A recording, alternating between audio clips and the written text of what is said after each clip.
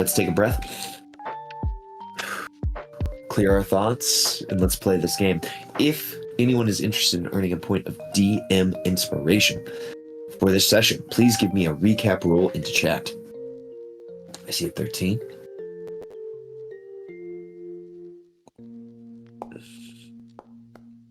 And I see an 11. So 13 going once, going twice, and sold to Akia 13. Please give us that recap. All right. We, at the end of the session before last, Avalis had just convinced Tristane, his brother, to join the party. We were leaving the tower. We decided to stop and check out Erythor, the Time Bender's body. Had a magic necklace on, identified it. It was a health necklace that Lotus has taken. Lotus also can now control illusions. Got in a fight with some spirits guarding Erythor's body, some wisps, put them to rest. We then escaped out of the tower, met up with the B team, and as we were deciding to try and find a cave to rest in, because we were kind of out in the middle of nowhere and it's a long way back, we were attacked by some barbarians with some Shardlin jewelry. They hurt a lot and beat us up, but we killed them. And then as we were kicking around some Shardlin jewelry, one of them exploded and teleported the A team to a cave with the sort of in the design, the mouth of the cave is in the design of a bear head. And that's where we left off. We also talked a little bit about possibly stopping in Caer Dineval, Caer Koenig area to try and find some of these wizards that may or may not be interested in helping us, may or may not ask a terrible price, but a few different wizard options, but now that may or may not be completely off the table, as we have no idea where we are. That was a fabulous recap. Please take a point of DM inspiration. Okay.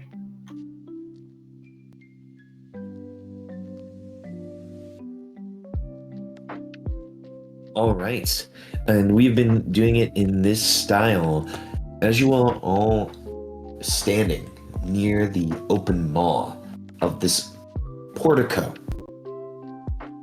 shaped vaguely like a bear, a question kind of rolls through everyone's minds as you look from your left to your right.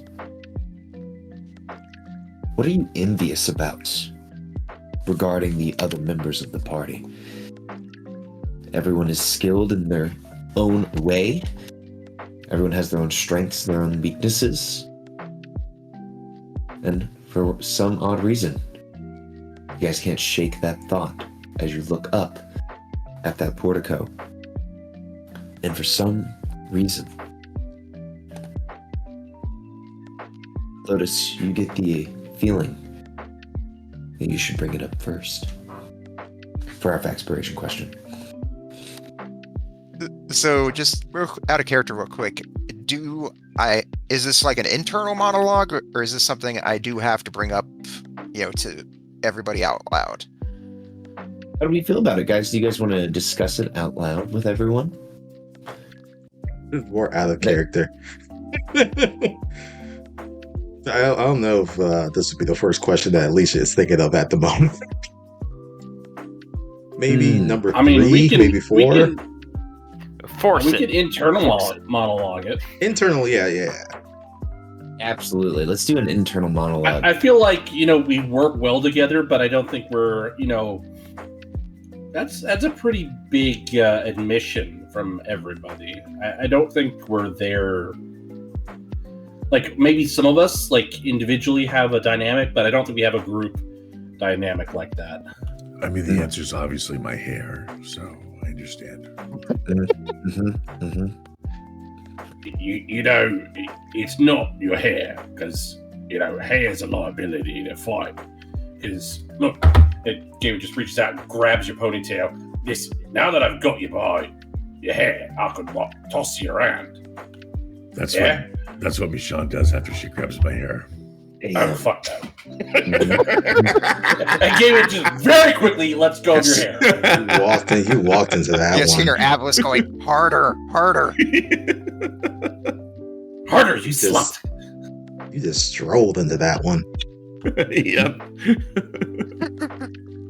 I didn't mean to. Honest to God. As we have the internal monologue, everyone, would you like to kind of see the outside of the cave, the outside of the portico? Should I move us to that map? Yes, please. Well, I'd say Lotus, while everyone's here, she's doing what she usually does when she's wanting to, think over a situation. She's take out a cigarette, put in her mouth, and use prestidigitation to light it. And as she's just sort of thinking over everything with just the five of us here, her gaze will just sort of go over to Alicia. And the thing she feels about Alicia is that, even with everything we've been through, it's like the thing she's envious of when it comes to Alicia is that no matter what we've been through, they seem to always have, at least from what she sees, Alicia always seems to have things together, just in general. They always seem to have, like, all right, let's do this, let's do that. She's sort of like the, as much as I really hate using the gender term, it's really the only thing I can really think of. They seem to come off as the team mom to Lotus, and that's what she's kind of jealous of.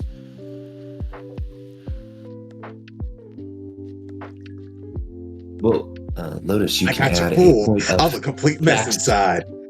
of expression to your character sheet. Hey, as the saying goes, perception is reality. Is it? As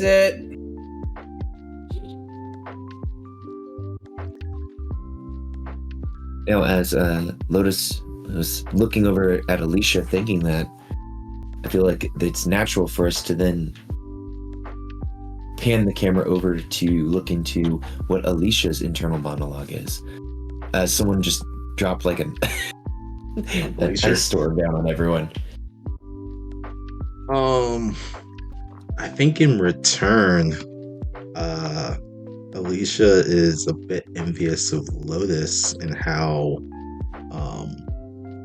freely she is able to express her love for someone that she cares about. Being able to kind of watch this relationship between Lotus and Watto, Alicia would love to be able to do that.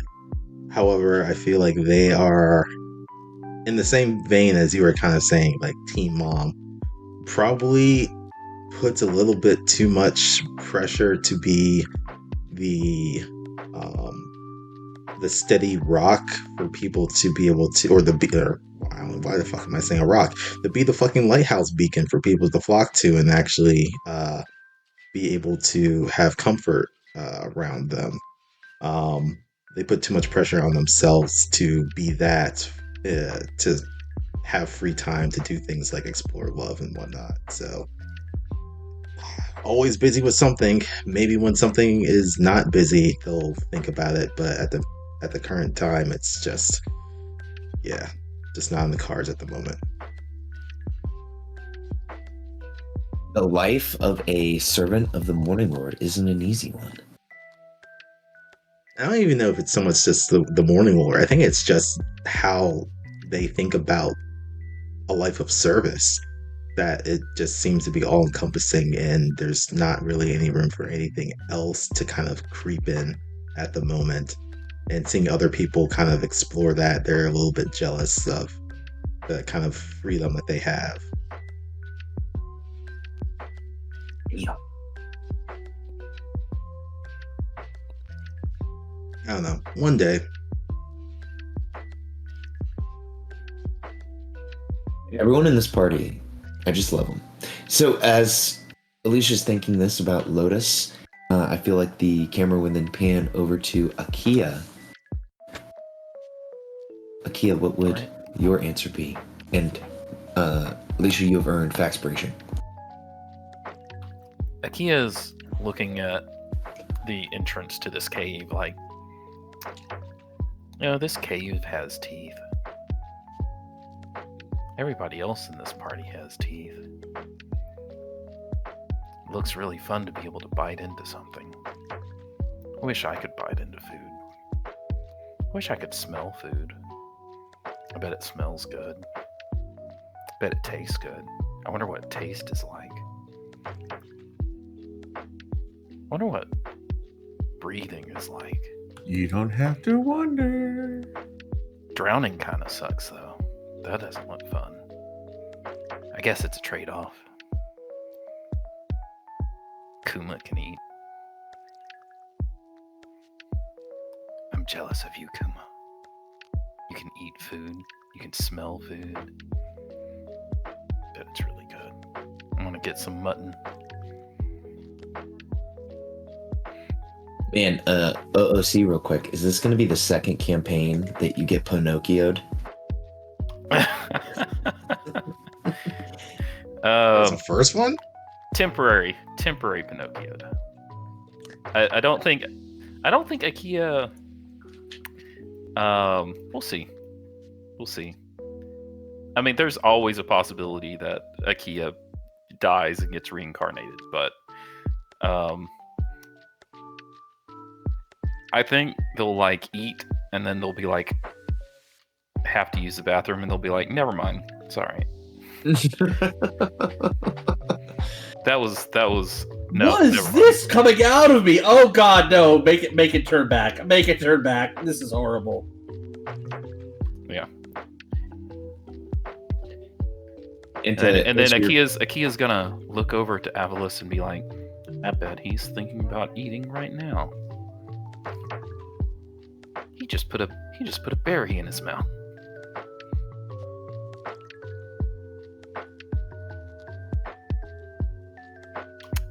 That's me passing to Avalis. At least take Berry tastes horrible. So Avalis thinks to himself as he, kind of looks over at the group and realizes that the thing he's probably most envious about is the acceptance that Alicia and her religion has, or their religion has, within the community in the Dale. Even Gaiman and Tempest are, have temples in the larger towns, whereas Sylvanas maybe has a shrine in some, Rangers camp somewhere, maybe. And he just doesn't understand how, especially in the Dale, where nature is so prevalent and obvious, that his god would not be honored and worshipped as much as he thinks it should be due to its influence. Whereas, in, a time of eternal night, the Morning Lord still has, such a huge following, even though there's no promise of the sun ever coming back. So I think he thinks that Gaiman and Alicia take that for granted. Damn. You've earned Faxpiration. Avalis, as you look over to the group, do your eyes linger on Gaiman? Everybody's gone, right? Gaiman Except for Gaiman. Oh, I'm sorry. Well then, yes, he'll look over at Gaiman after he thinks of Tempest and just doesn't know what he has. And this berry tastes like shit. He spits it out. Gaiman has stepped away from the group. One, because his he's bothered by the smoking, and two, because he grabbed Avalis's ponytail to make a point about the importance of keeping your hair short or just shaving your head, for combat reasons, and then Avalis had to go and be a perv about it.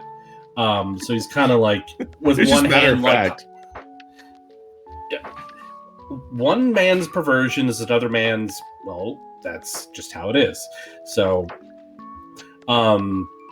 so Game is sort of rubbing his jaw with one hand and kind of has his arm crossed under that, and he's just sort of thinking to himself that he wish he could do something more than just hit and take a hit for the group, because now that he's smarter, he can appreciate what it is that Akia brings to the party with magic and making things, and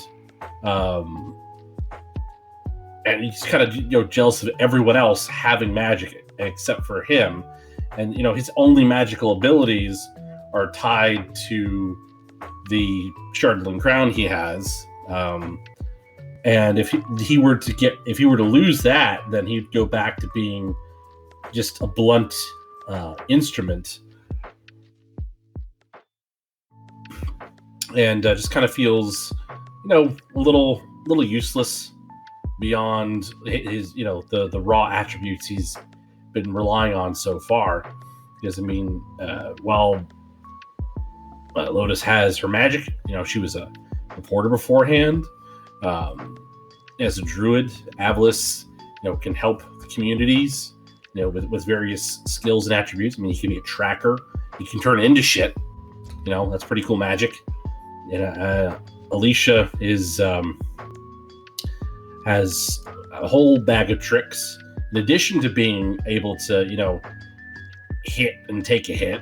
And Akia is just a wondrous person / creation, because sentient machine, that's super fucking cool. And just like, here I am, my intelligence is borrowed, and I'm a meat shield. This is a real flowers for Algernon moment for Gaiman. It's been flowers for Algernon since he got the crown. Because, he can appreciate that he has it, but at the same time, he can appreciate what would happen if he lost it. Oh my gosh, that's true. It would immediately, take away a part of his personality that he's now gained. Or that part would slowly, flap away like a paper bird in the wind. It wouldn't be slow. I imagine it'd be like an instant switch. He'd go from having some kind of patience and having some kind of higher personality to just being a brute mispronouncing brawler. That's fair enough. Well, Gaiman has now earned Faxpiration, and we are all charged with that power. We've all looked deeply inward, and we all have I shouldn't say we all. One of us has a extra DM inspiration to hopefully help us through this session.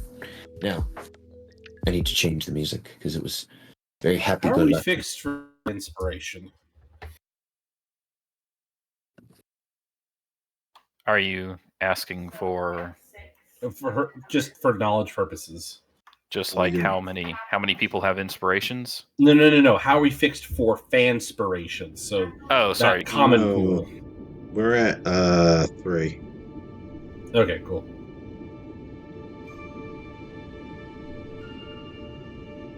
The team, as the teleportation has ended, you see the entrance to a cavern.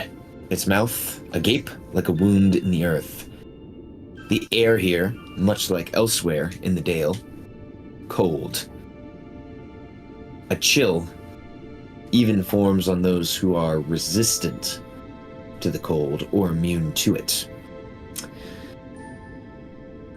The silence here is only broken by the occasional drip of water or the groan of shifting ice. you can barely make out from within the portico fleeting bits of what appear to be blue light coming from within. Orpheus, what's the orientation of the cave? Is it to our north or? Yes, and I'm on the wrong clicker here. This is the bear-shaped portico here. And that's what you guys kind of see from your north. As you kind of look to your sides, you will notice that you are on a precipice. Either side of the causeway, as you look over, could lead to a nasty fall. You're looking at roughly a 50-foot drop down to the ground if you were just to hop off of the top of these walkways to the cavern.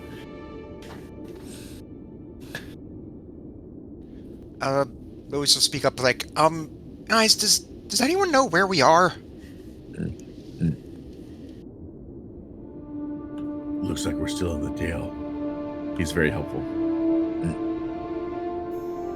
Or if not in the Dale, at least to some place where it's really fucking cold. Maybe we should dim our lights. We don't know what's around us. We don't, but at the same time, I mean, how else are we going to see if it's coming at us? I mean, I take your point, but it's a balancing act, ain't it? Does anyone in the party have dark vision? Yeah, I Avalos did does. when Miss Smarty Pants was with me. I'm assuming all those benefits are gone since the B team isn't with us. You guys can think of your B team powers almost like small boons or mystical, like a secondary magic item slot, so you guys would still have access to your B team powers that you have slotted. Oh. So it's okay. All right. So I guess I still do. Then Alicia will kind of agree with Akia for the moment, and will turn off light that they usually have cast. It does also notice that everyone is injured and be like, maybe we should spend a few moments to catch our breath before we proceed anywhere else. Give me a second. And over the next 10 minutes, I'm going to cast Prayer of Healing. So you guys can do what you're going to do.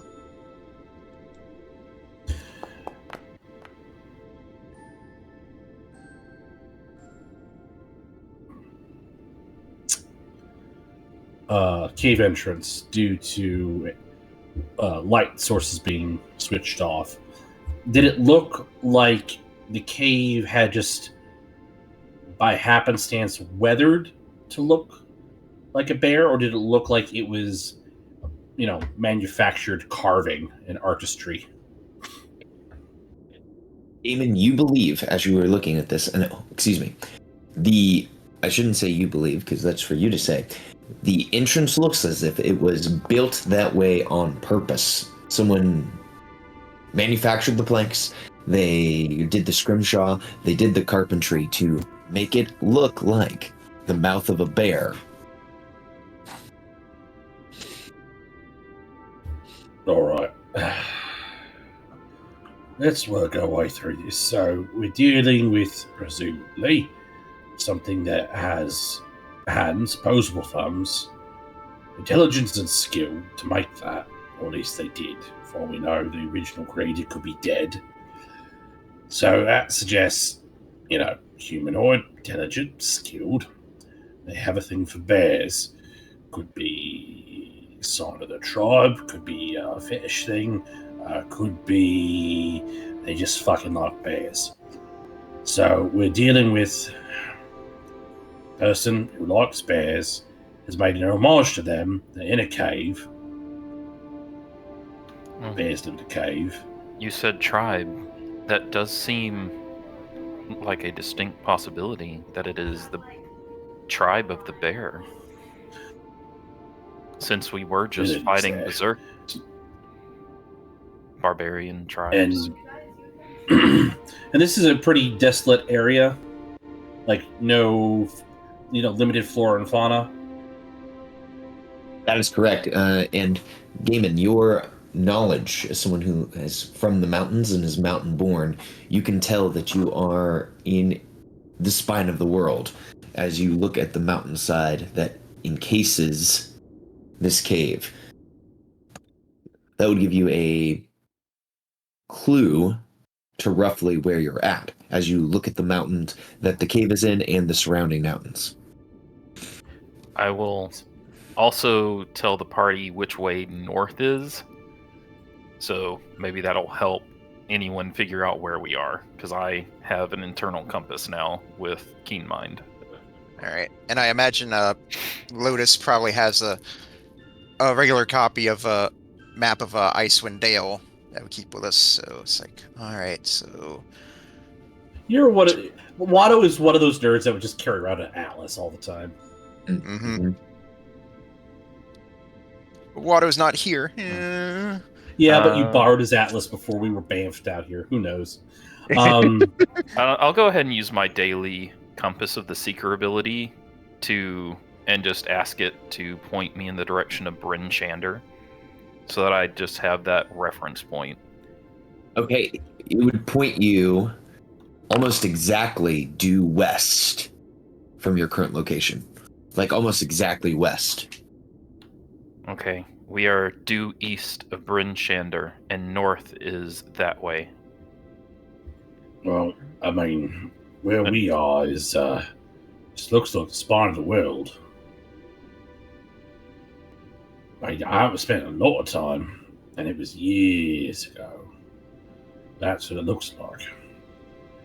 And I know I said a tribe before here, but there's not a lot out here to sustain the body, It's pretty sparse pickings.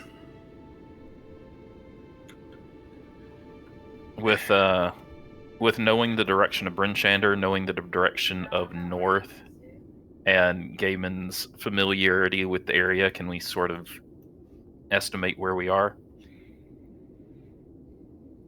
Yes, you would know based on all of that. Let me give you a rough mileage count here. You're probably roughly 40 to 50 miles east of Bryn Shander.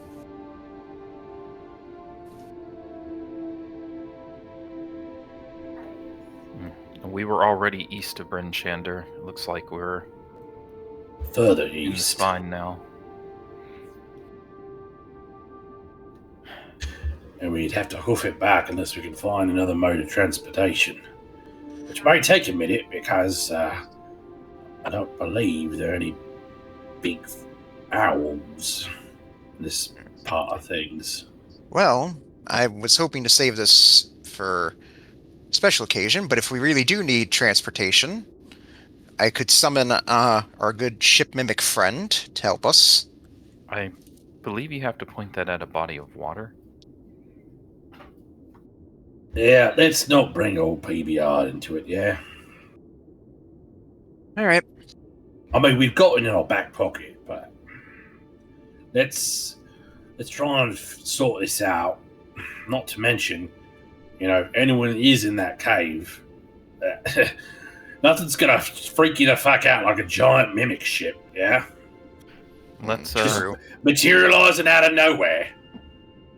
Let's maybe quietly approach the cave just to see what the situation. Try and figure out what the situation is. I mean, that honestly, I feel like the ship has sailed. I mean, we've been out here just talking like normal. I mean, there's not much voice, sound's going to carry. They probably know we're coming, and trying to be quiet about it might mean that, might suggest that we have ill intent. That we're trying to sneak up on them and, pull one over. I say the direct approach. Right. So before we do, I want to see if I can let the others know that we're all right. And she'll tap aside Mask and say, like, Flavy, are you able to send a text message to Watto? Flavy here. Flavy and Watto are on the same plane of existence. I should be able to send a message to Otto. All right. So send this message to Watto. We're okay. Located 50 miles due east of Bryn Shander. We'll try to find our way back to you.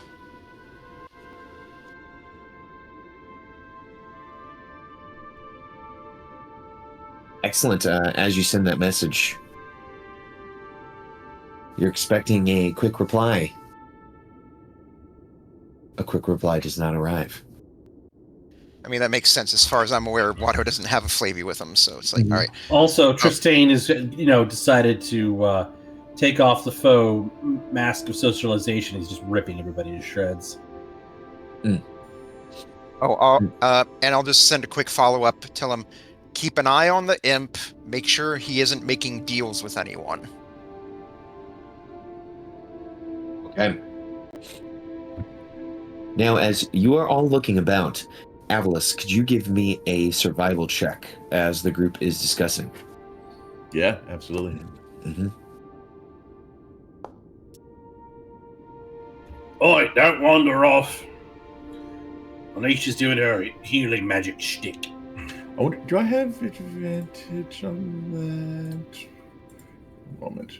Outlander. I do have survival advantage.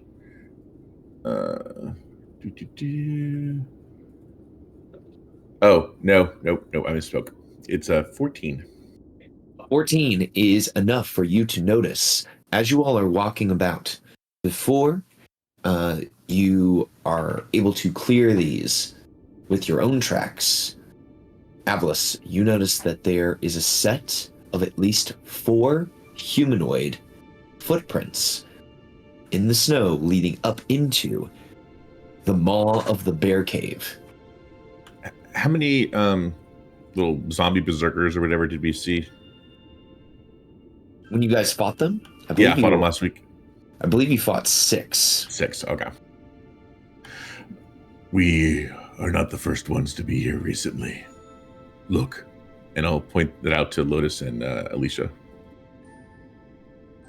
Oh, and everyone else that's nearby still under Kuma. I guess that does make sense. Yes. Humans, I did think it was... at least boot wearers. I did think it was strange how those warriors we fought against were apparently holding magical jewelry that transported us here. Do you think that's how they found us? I just see footprints. In that case, we should be wary that there might be more here. We Well, should in that proceed to case, the we cave should- and find out. Yeah.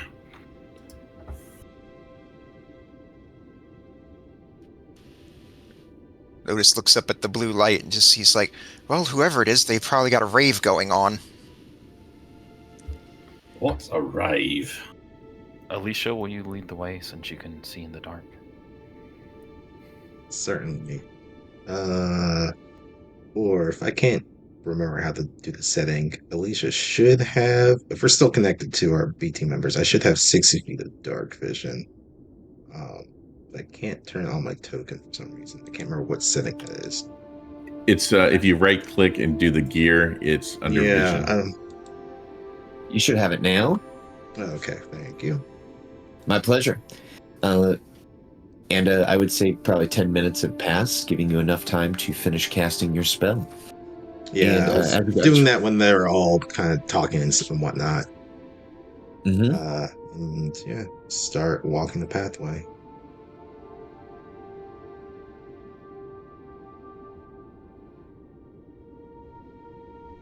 Absolutely.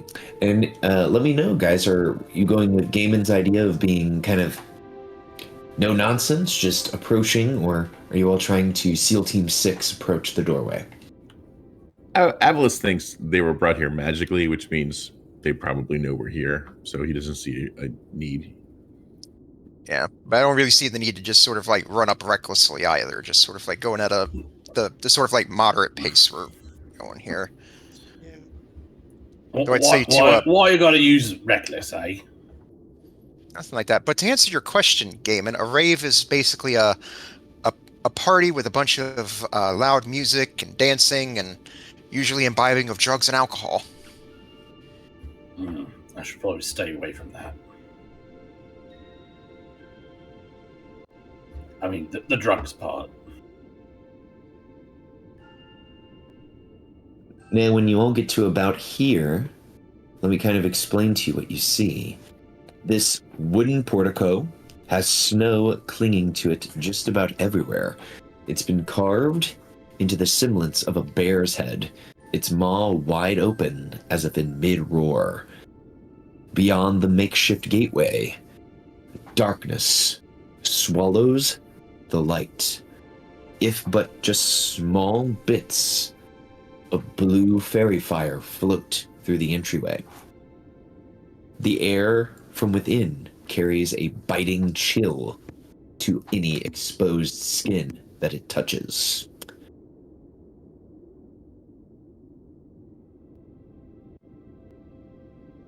This I mean, looks do we want inviting. to, say hello? You want to take up positions before we say hello? And with Prayer of Healing, are we just all healed back up to max, or is it a No, certain you guys amount? everyone got 16 hit points. Okay.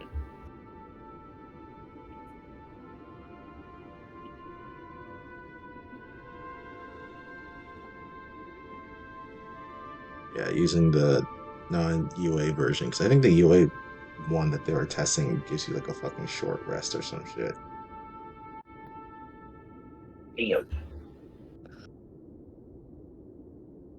Well, I mean, I could set up my drum. guess we could knock.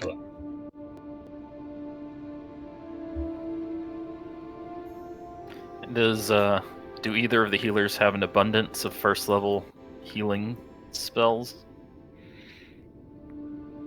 I have a couple. Most of my healing's out of combat stuff, but yeah, I have some slots. Okay, it doesn't sound like anybody's just got a ton. I'll go ahead and use my last first level, heal myself a little bit more. Because I do not like the look of this cave. Listen, unless we can make up our minds, I'm just gonna, bellow into it. Hello, all right?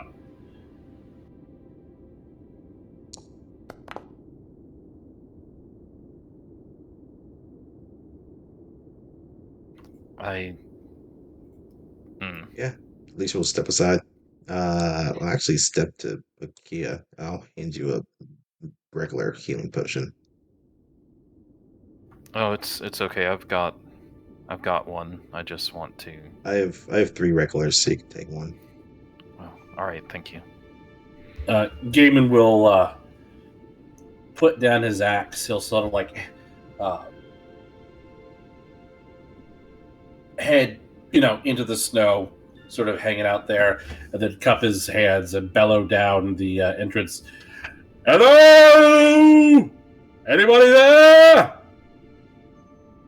And it echoes throughout the cave, and you guys can hear it echoing and echoing and echoing through the cavern. And you hear snow within it fall, icicles shake, but no immediate answer. Full of a juke. What? I don't understand that. Like- We got sent here magically by accident. We could really use some assistance. We can pay. Lotus will sort of peek out beside you, Gaiman. It's like, hey, I got something now. Bring him out. Lotus caught. Did someone order a pizza? Or for there any runes or writing on the outside? What's a pizza? So, as you look about the outside of the portico, you notice that there are several drawings and carvings of what appear to be nomadic peoples chasing reindeer through the snow, and the peoples, you notice, are drawn with bear pelts adorning their bodies. As you look at this makes you think of the Reghed barbarian tribes and how each of them attunes themselves with an animal spirit or an animal guardian. And it makes you believe you may have found a Reghed barbarian tribal haunt here.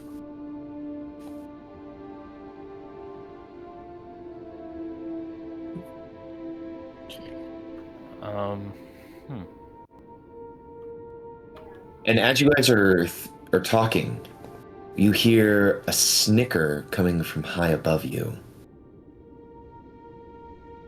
Roughly 80 to 90 feet up. So just out of range of dark vision. 80 to 90 feet high. You hear...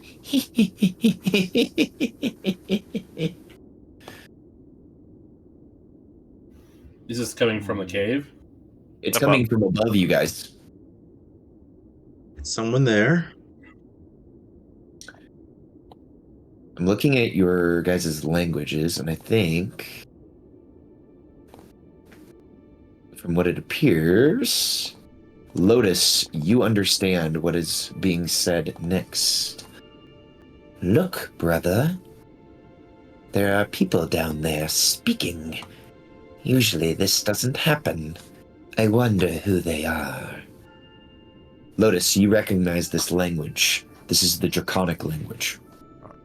Lotus will hold up a hand to them, hold up a hand to everyone, sort of like silence them, and then she'll speak softly. It's like, I recognize this. They're speaking Draconic. And everyone that next to Lotus, you can hear those kind of rough grunts and guttural noises that Lotus herself makes when she speaks Draconic, coming from above you in the darkness. If you all would like to try to pinpoint where it's coming from, you can give me a perception check.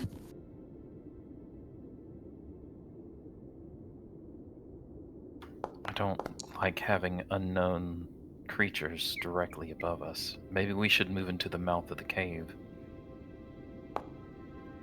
Does that positioning make sense to everyone, that they're kind of high up, perched on the side of the mountain above the cave mouth? Mm-hmm. Okay.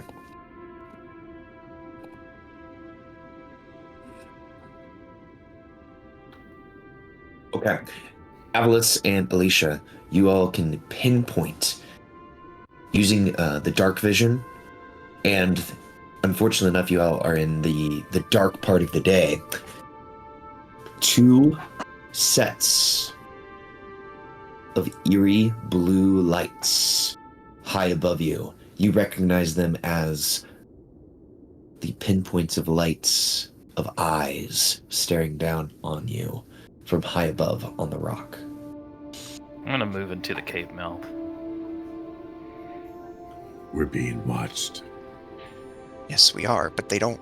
I said, but I'll just whisper to the others. They don't think we understand them. Did you hear what they said? You would hear. They said they would give us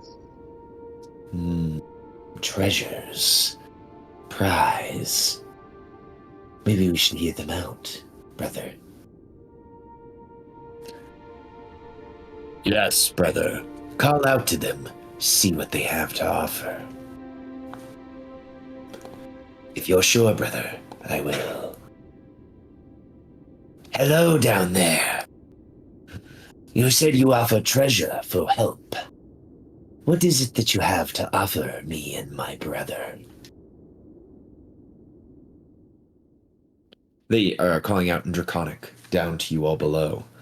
I'll look to the others and say, like, it's like they want to know.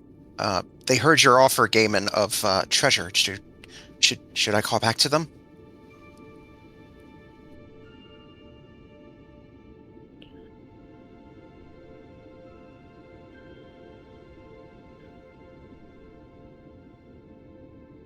Gaiman, you there?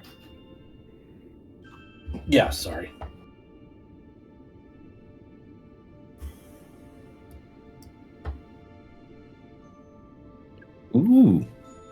Very nice.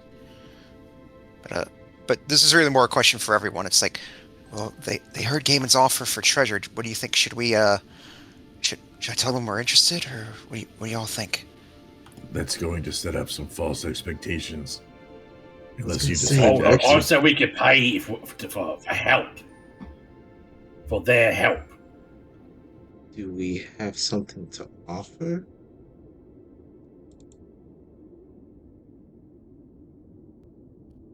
I do have some money on me. I'd be willing to offer them. I have a cookie. Off bag full of weapons. I'd rather not part company with them, but I mean, I've got them. It's all right. I have a fair bit of money I can part with if that would work for them. I'm not in the habit of being fealty to What? any creature. What are you going to ask them for? Well, that's the thing. They want to know what we're willing to offer them For what? Yeah, for their what? help. For what? For what help? Or what Gaiman had said, that we were, that's what he was calling out for. That we would offer, treasure in exchange for help. That's rather vague. Listen, we if we can get some, skins, warm ourselves up so we can make the trek back, food. I mean,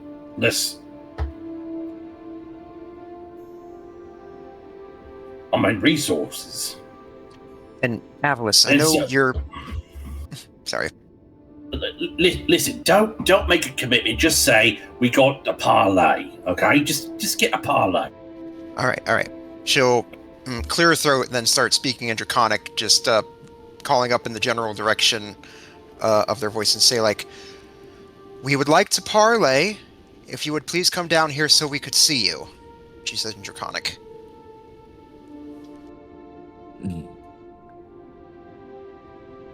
We will meet you in the middle. We will climb down just enough. Is that meet your thoughts? Will that be okay?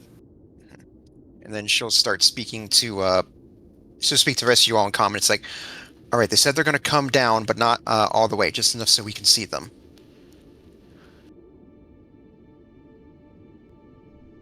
I guess that works. Then she'll call out in Draconic, says, very well, we agree to these terms. Right, climbing down the face of the mountain, low enough to that where you all can see, you see two creatures. You recognize them immediately as white dragons. Well, I miss a guy wish. Avalis gets excited. You see that they are roughly the size of Clydesdale horses as they climb down the mountainside. Avalis wouldn't know, but would Gibby think that these are young dragons? Being Clydesdale size, you would not think that they are young dragons. A young white dragon, you believe, would normally be the size of a moose or larger. Moose being, very big. These creatures you think are still juvenile, if not wormling age. Ooh. Seeing them and remembering the etiquette from Sundays when she'd go with her mother to the Church of Bahamut, seeing the dragons, Lotus will immediately she will move down onto one knee and bow her head.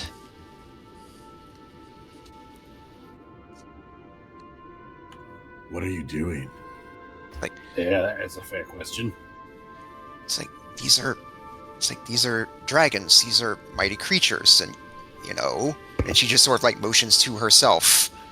Yeah, stand the fuck up, will you? You're embarrassing us. Listen, Agreed. if we're gonna talk on an equal footing, we're not gonna fucking prostrate ourselves.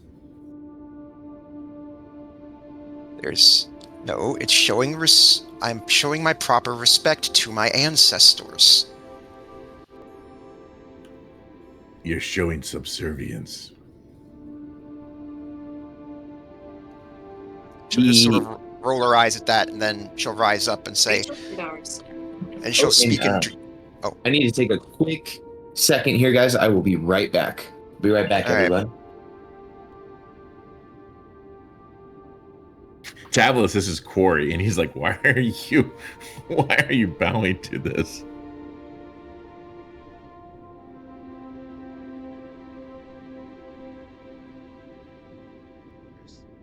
Although Wormling's far less fun to hunt than its mother.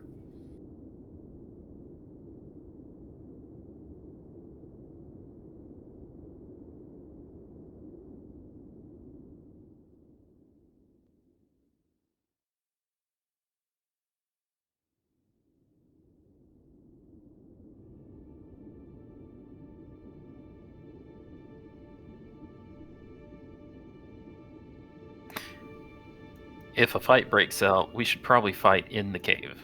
Yes. Oh yes, takes away the air advantage for him. Hmm.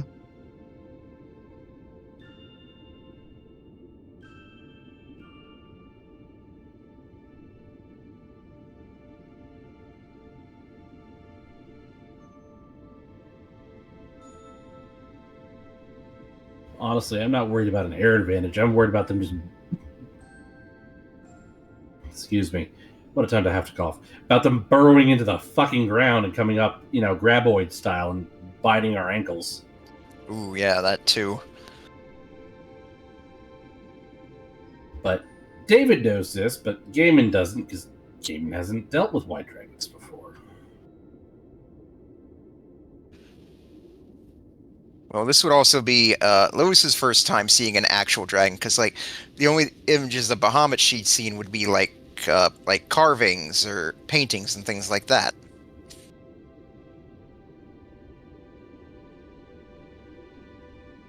Also, you're assuming they're like silver dragons? Like they're white. I mean, is there not the chromatic and metallic distinction in your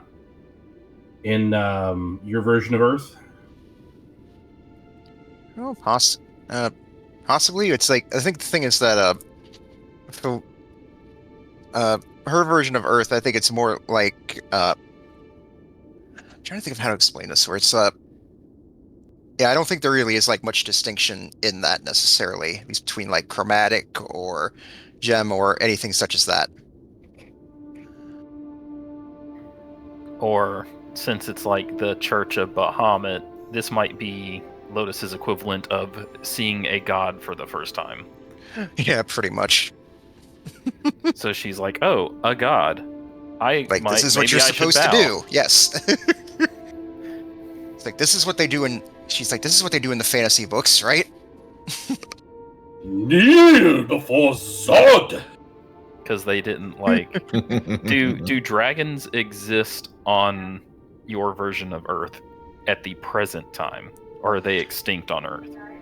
I would say from the way I'm thinking of it is like for her, like dragon would be sort of like sort of like dinosaurs, where it's like, I think I may have mentioned this before, but it's like she's seen like, she'd go to like the Natural History Museum and saw like skeleton of Dragonborn, and then the bully in class would be like, "Hey, Valise, isn't that your granddad?" I think it's like the funniest joke ever. Okay, so basically these are gods to Lotus. Yeah, pretty much.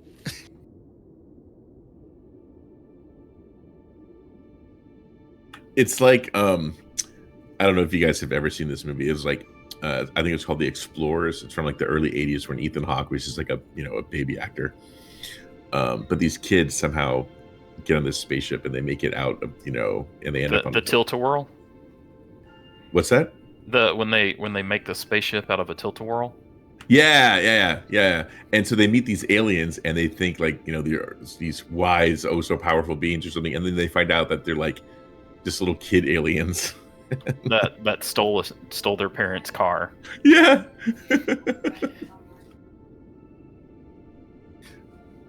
Like Atlas just is like, I don't understand the difference for these small animalistic young like creatures. Yeah, they're powerful, which means it'd be great to hunt, but certainly not worthy of worship.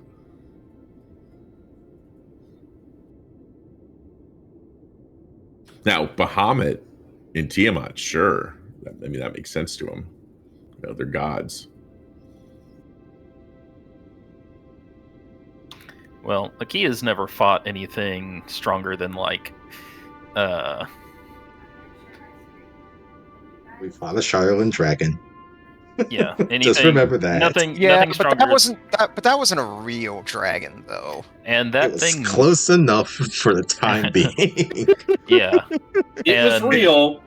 I shoved a Charlatan sphere up its anus. It was real. I touched it. and it melted Akia. Don't let Avalus's want of hunt,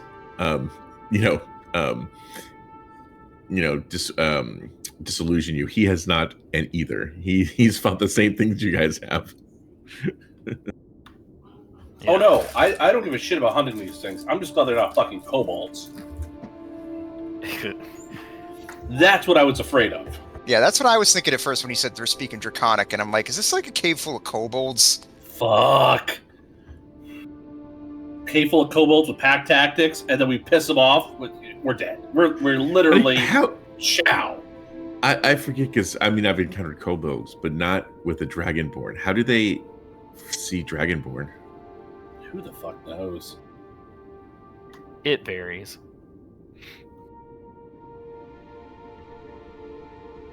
Yeah, because I wonder, in one hand I could see it being blasphemous, and in another hand I could see it being reverence. I mean, why would it be blasphemy? Wouldn't it be more confusion than anything else? Well, so you, I would. You are not a dragon, but you are not a human either. What? I don't understand.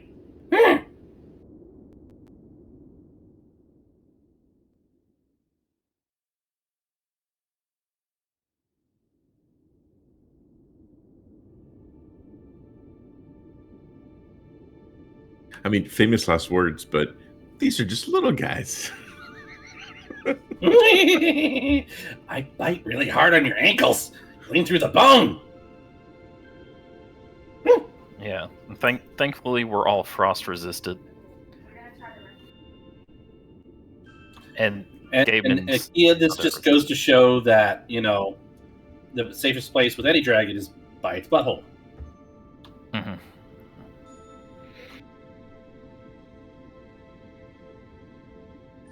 Shoving things into it to make it uncomfortable. Alright, so this is a cave of the Bear Tribe. I went to the Bear Tribe inside. There was we can assume there's 4 of them in there. Maybe that they are being accosted by the dragon. Maybe they would have helped us in the fight if we met them first. But we didn't know that there were dragons above us.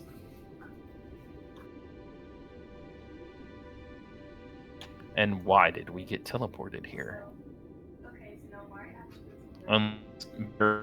Because I was stupid and I touched shit I shouldn't have touched. Yeah, but why here? Are they coming here getting Shardlin tooth implants? Is there a Shardlin dentist in here? Is Mama around anywhere? That's what I want to know. Where's that big ancient one? Anytime I hear dentist, I immediately think of Steve Martin's character from Little Shop of Horrors. I assume that their mother is the ancient one, and I assume the ancient one is not moving. Is probably just asleep on a giant pile of gold. Asleep. But what happens if babies get injured? I mean, they're evil dragons, so maybe she doesn't care. Maybe that's that's competition. Maybe it's a pride thing. You've injured my progeny. You dare to attack a dragon. Yeah. Never know. Never know with evil dragons, anyway.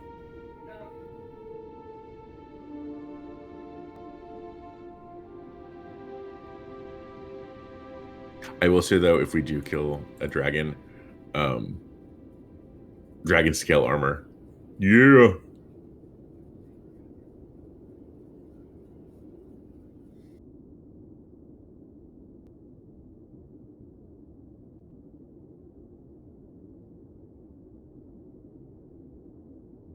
Apples will be like, Akia, make this. Right. You forgot to say please.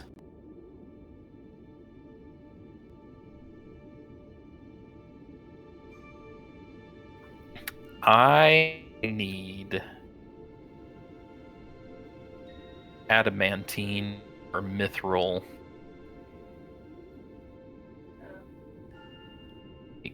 I've got a big list of things that I can make. Just so everybody's like, I've got a lot of nice things that I can make. A lot of nice things: weapons, shield, amulets, goggles, gauntlets, armor. Much all of it requires adamantine. I mean, you've goggles of night. I mean, that'd be Yeah. useful. Yeah, I can make that. Like right now, if I had some mithril or adamantine, I could make those right now. Permanent.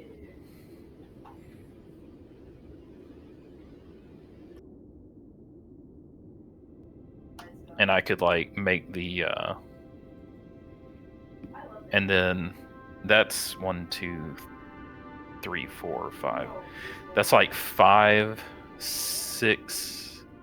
That's like 6 of the items that I can make, and then one of the I can make +1 weapons if I find some high quality gems. Can make some +1 weapons. I've also got a lot of that stuff is like hag stuff and basilisk stuff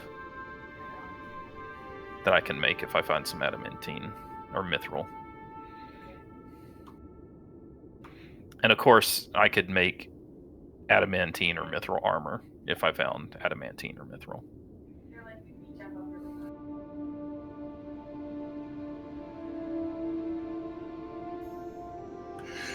I would love, like, just thematically, if we could make like a dagger and a spear out of like dragon teeth, because that would be cool.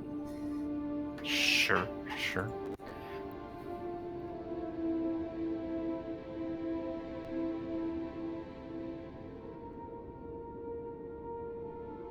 Does anyone need some tools?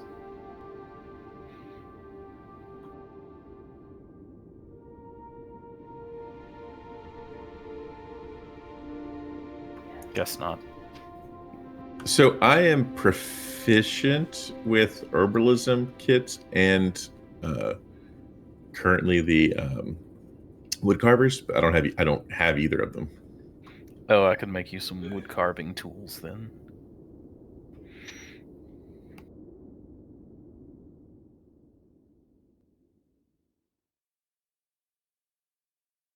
And you could use that to like make arrows and Yeah, I can make bows and arrows. stuff. Yeah.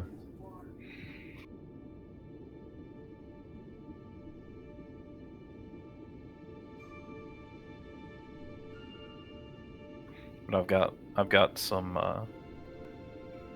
basilisk teeth that I'm gonna make into some tools, some really nice tools.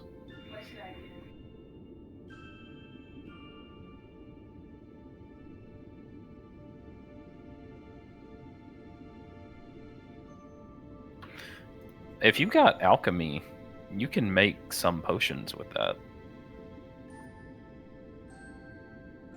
That I don't.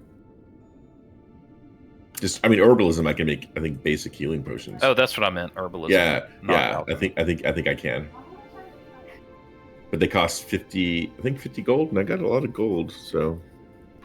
Yeah, but you can like make them for 25 gold. Oh, nice. So if you get the kit, which the kit I think costs like a lot,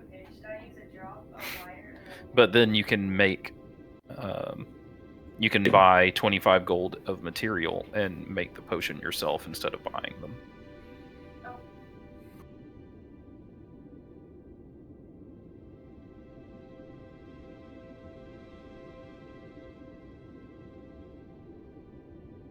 I can look it up with the equipment shop. Oh, herbalism kit is 5 gold. Oh, sweet, cheap. So yeah, you could next time you're in town just buy an herbalism kit, and then you can make your own potions for 25 gold each, or all the potions for half price. Oh, you can make all the other healing potions, healing potions. Oh, nice. Well, I guess all the healing potions is raw, I believe, and then if other potions would be allowed, I think that would just be up to Orf. Like, what can I make with a herbalism kit? Tea. Yeah, you can make tea. I mean, I probably don't need a kit for tea. Yes, you I do. was being facetious. If you want. Hold on, tea. Sorry, wrong British accent. Excuse me, but tea is a sacred covenant. Oh, I can make antitoxin. Her Majesty's Empire fought long and hard to have access to the tea fields of China. Well, this is taking a lot longer than I thought, so I'll just go through everything I can make. I can make a +1 shield, +1 weapon. Can you do it to Animaniacs country song though? No. If I get a Heart of a Celestial, which I'm sure there's a Heart of a Celestial in this cave, then I can make an Amulet of the Devout. I can make Goggles of Night, Amulet of True Sight. Ooh, that sounds cool. Yeah, out of that Hag Eye. Gauntlet of the Hag, which gives you like just gives you a bonus action cantrip that deals damage and prevents healing. So that's pretty cool. Then some Basilisk Teeth tools and some Basilisk Scale armor. And we have a coffee lock in the party that might appreciate something like that.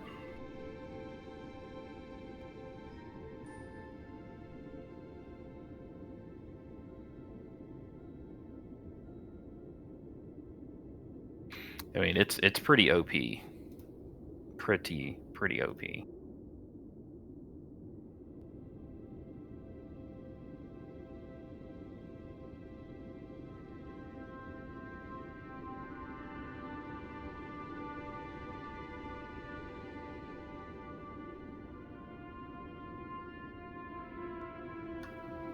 Although, since it's a magic item casting the spell, I assume it casts at the lowest level, as opposed to getting the level up bonus. So, the earlier in the game, the more powerful it is. But do we know what the Basilisk armor would? Sorry about that, gentlemen. My son just exploded into a Super Saiyan rage, and I needed to go help. It is all we good. get it. Does the house still stand? He did go Super Saiyan after all.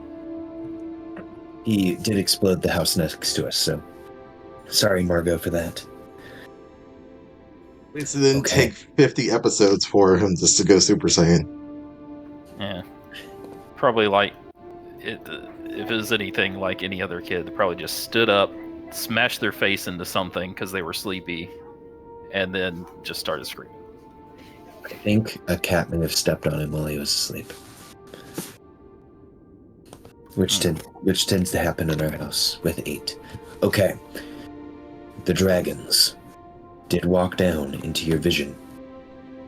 You saw that there were 2 of these Clydesdale-sized dragons.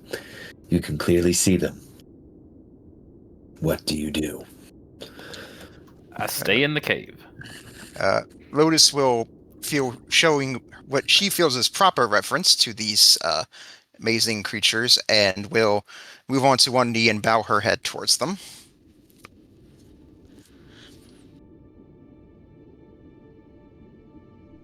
Oh, come off it. Stand up. Lotus, can you ask them if this is their lair? I mean, they seem to understand common if they understood gaming. Yeah, but understanding and speaking are two different things. Well, true, but if they understood you, then Just Lotus doesn't have ask to them. do the asking. Is this lair, does it belong to the two of you? This is now out loud. They speak in Draconic. We can understand the tongue that you all speak, but we can only speak in our own for now. This is the home of the Bear Tribe, sworn to the Lady Frostkiss. They can only Can you speak the translate? Draconic. Yes, she'll rise up back up to her feet. She'll nod. So they can only speak the Draconic tongue, but they say this cave belongs to the Bear Tribe, who have sworn themselves to the Frostmaiden. I think Oh. for the sake of brevity, we might just say that you translate for us. Yeah, 'Cause that, I think yeah, it's going that's to add fine. a Yeah. lot Mhm. of time. I Yeah. think it was that in this particular instance of yeah. That's fine. Okay. Oh. So this is definitely the Frost Maiden's territory. Those who live within the cavern worship her. We were hatched here 3 years ago.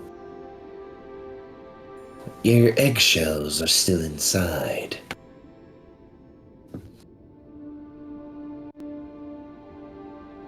The more loquacious of the dragons introduces themselves as Golem. The more deep-voiced says their name is Tizar. Lotus will nod her head and say, "It's an honor to meet the two of you. My common name I go by is the White Lotus, but my proper Draconic name is Evilise." Mm.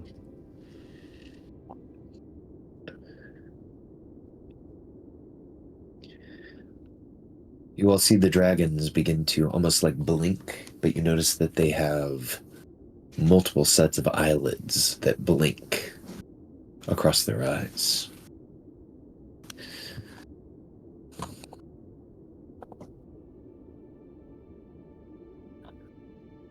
As a druid, does Atlas get a hint of how like animalistic they are and how? Now, granted, he's never seen an actual dragon before either, so take that into account. Like they're, I guess he's like trying to get a grasp of like their nature. Like, are they more animal or completely thinking, smart, unfathomable type creatures? You know what I mean? Sure. Let me check this here.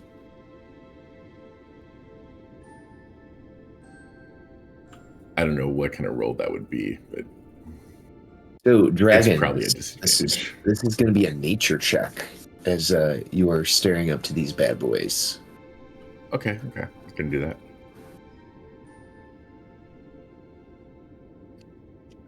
$17? Okay, with a 17, Avalis, you notice the dragons, since they've come down, have been sniffing heavily of the air. Their tongues have come out at almost regular intervals, tasting at the air, and their eyelids, you think that they are blinking, or at first thought it may have been a blink, but it appears that, based on your knowledge as a druid, they are cycling through their different ways of seeing to look at you all differently. They are taking the full measure of their senses as they are staring down at you, like a predator might, as it stares down its food. I will say with the looks, Lotus is amongst it, feeling a mix of reverence but also nervousness, because she does know from what she's read that Dragonborn in the Forgotten Realms don't have tails, but she does. But she is kind of sort of like low-key worried if that might be something they notice or not. But I just wanted to just bring that up. Mm-hmm. Just so you know, Lotus, these things do not mean us any goodwill. Oh, and I'll, speak to Atlas. I'm like, I know what you mean, but they haven't tried to eat us or anything yet, so. The operative word, yet. They are looking for weakness. Do not bow to them again. All right. She'll just sort of like hold up her hands and she'll speak to them and say, we were transported here against our will. We're looking to find our way back. She says to them in Draconic.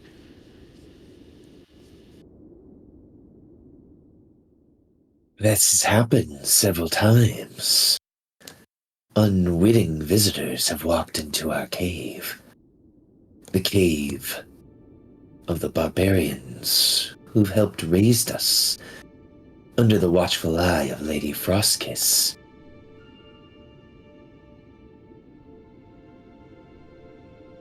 If you give us suitable payment, we'll let you know what's inside. Otherwise, you'll have to fend for yourself. Right. And what sort of payment would great creatures such as yourself want from us? We require gold, gems, things that glitter in the light.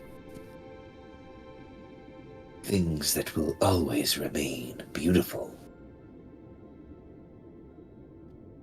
And as I say that to the others, I'd be like, well, being dragons, I can't really say that's too surprising. And that also is some of the tenets of Lady Frostkiss to preserve beauty as encased in ice. They both nod their head as they look at you as you say that.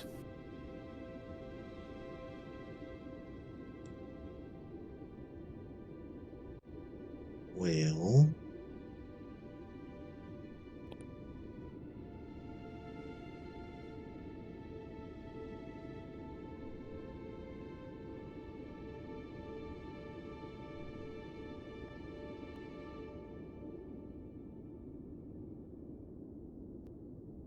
Can they're trying to figure us out. Can Avalis try to figure them out? Can I do a I guess it's a monster research roll? Absolutely. I can put one of their tokens here on the map in just a second. They look down to you all and they say, yes, Lady Frostkiss has told us, whispered in our ears, the most beautiful things are those that remain frozen.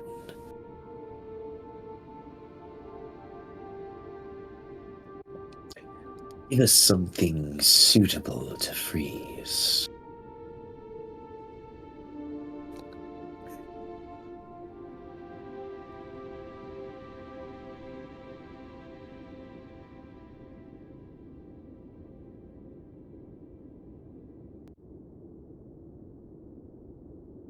some gemstones, but I don't think that's what they're looking for. Oh, I do have some gold on me, and it's like last count I had 250 worth. You're thinking of giving tribute to these creatures? Akia doesn't actually come out of the cave or get down off of Kuma or have Kuma move because Akia is afraid that they're going to want to eat him like the barbarians wanted to eat him. But he's going to get out his little bag of seeds and sort of motion at Avalis.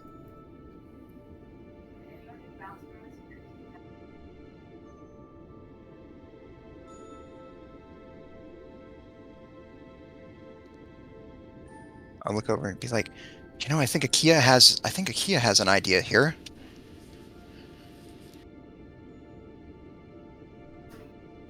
Avalis, Akia's gonna whisper at Avalis, trying to get their attention. He looks over at you. Alice. Yeah, in the cave. Not like it in the cave, but like he's trying to say something. Some flowers. It's something that they don't see up here. It would be Oh. a rarity. I couldn't catch that last part after flowers. Oh, Akia's whispering that some flowers would be a rarity.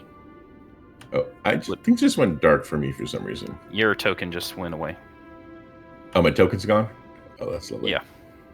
Oh, that's weird. I'll put out a new Avalis. And your health bar's gone. Oh, I will fix that. Yeah, I probably want to do that in a prototype token. In the thingy, yeah. So it applies to everything.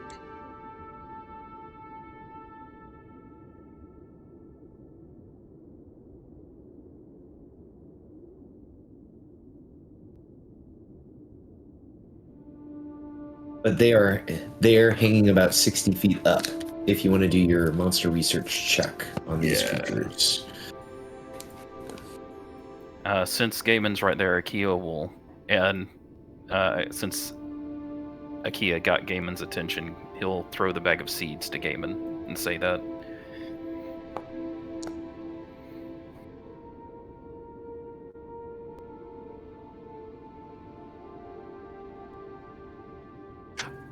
I would like to know how many hit points or hit dice they have.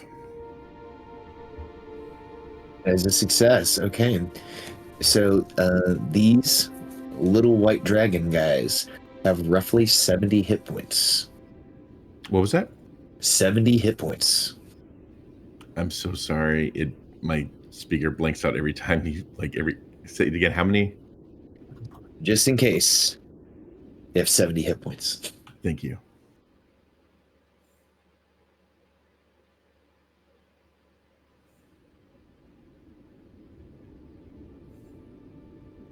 Which is still, between the two of them, that's quite a fair amount.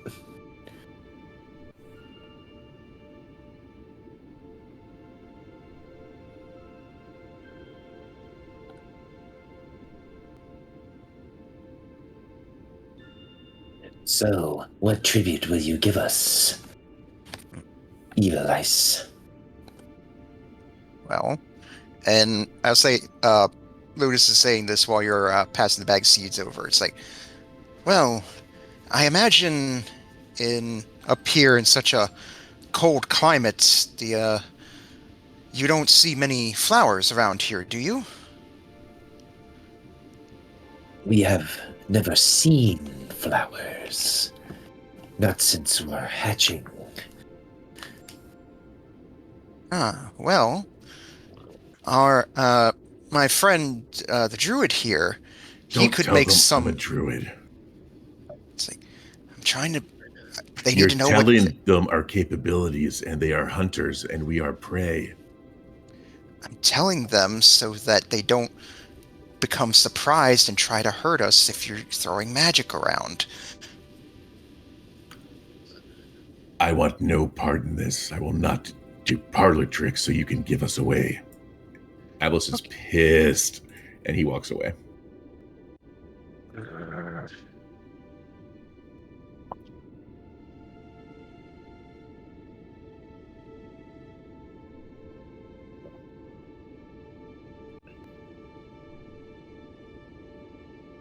Lewis would look back up at them and be like, if you could just excuse us for a moment.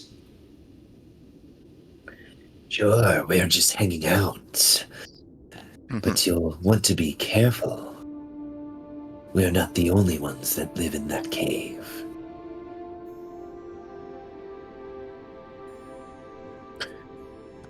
And that was a hint that they wanted to give you. They are not the only ones that live in that cave.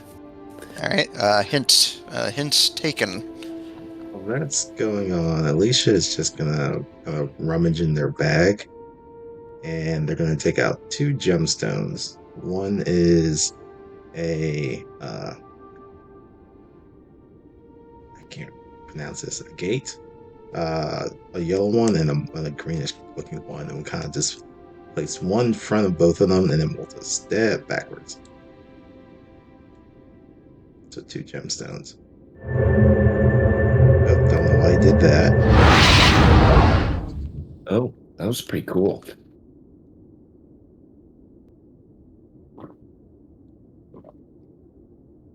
And we'll just watch them.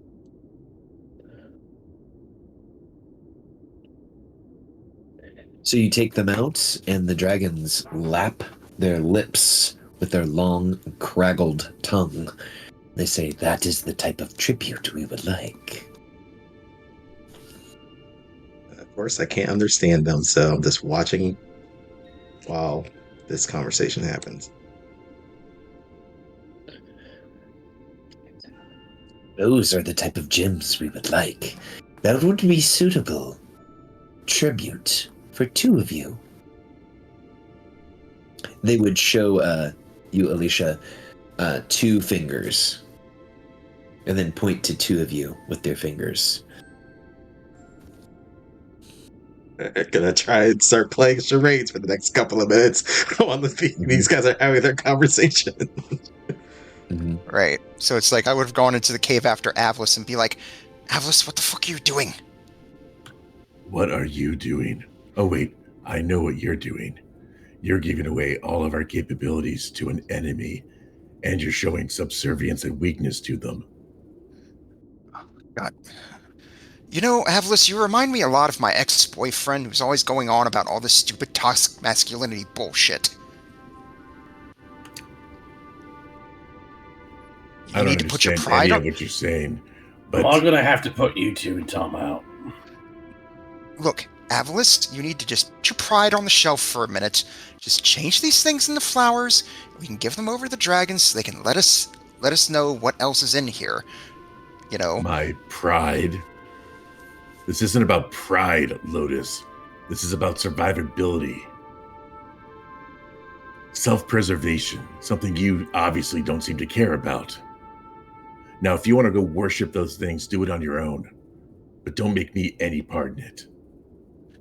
Okay, so what do you have to offer them to make sure that they tell us what else is in this cave? Or, you know, would you rather just go rushing in here to get yourself eaten or get your head chopped off by something? Why would you trust these creatures any more than the white wolves we saw earlier? Simple. These Because ones were they willing to look talk like to you? us. The white wolves talked to us too, right before they tried to kill us.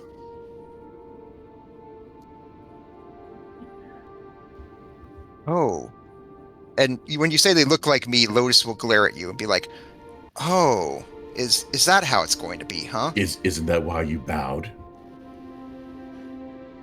Because I've seen those things out there. I knew people on my world who worshipped them like gods. How am I supposed to know they're any different?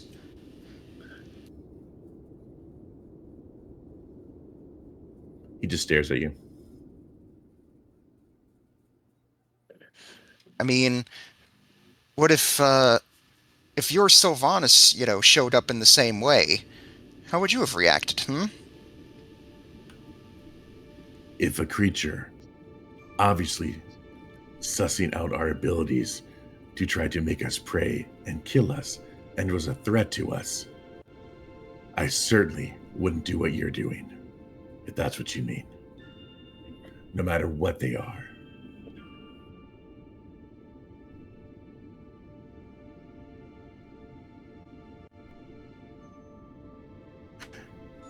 These creatures now know I'm a druid. Now know I have magic.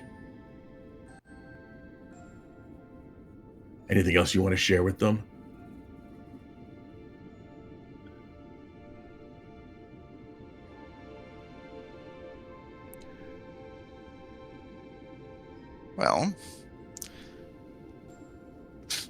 Well, I do have some gold I will offer them. So, maybe when you come to your senses and you can think of something to offer them, you can join the rest of us. I offer them death. Walk out and be like, and she'll be like, "I apologize."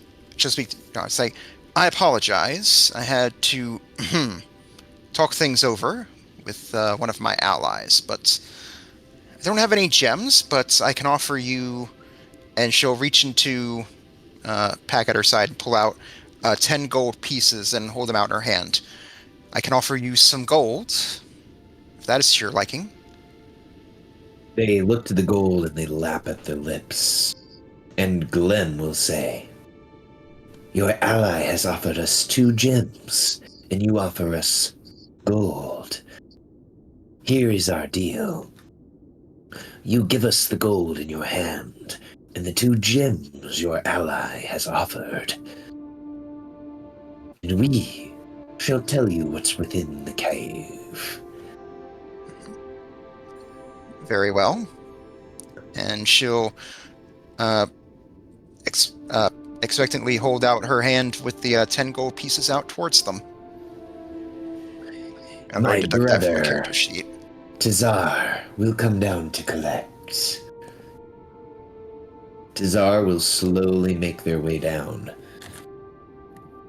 They're 55 feet, kind of like hanging on to the cliff. You will notice that these dragons can move up and down these icy cliff sides as easy as you all are walking on your feet, as if they are not encumbered by this icy terrain at all. From its perch about 5 feet up, Tazar will kind of languidly swivel its tail towards you and almost spread out the end of its tail, almost if it was another hand waiting to have the booty dropped into its palm. All right. Lois will just slowly angle her hand down and drop the 10 gold pieces into it. And you see like the tail almost curl up like a hand holding on. It almost stretches over to Alicia, waiting for the gems to be dropped into its tail. I had put it on the ground in front of them, but yeah, sure. They'll go over, collect them, and then place it into the tail, and then we'll. Sure. The dragon will kind of scrabble up 60 feet. Glenn will look at the coinage. Tazar will count it for him out. A deal is a deal, and a deal with me is a deal true. Inside the cavern is home to the barbarians, loyal to Lady Frostkiss, including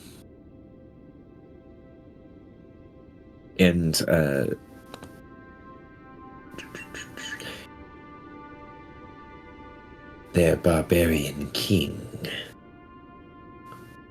He is out of the cave for now, but I'm sure they will be back soon.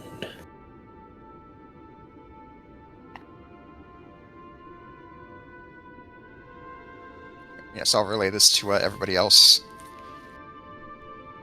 Just let And- them make an insight check, just in case. Sure.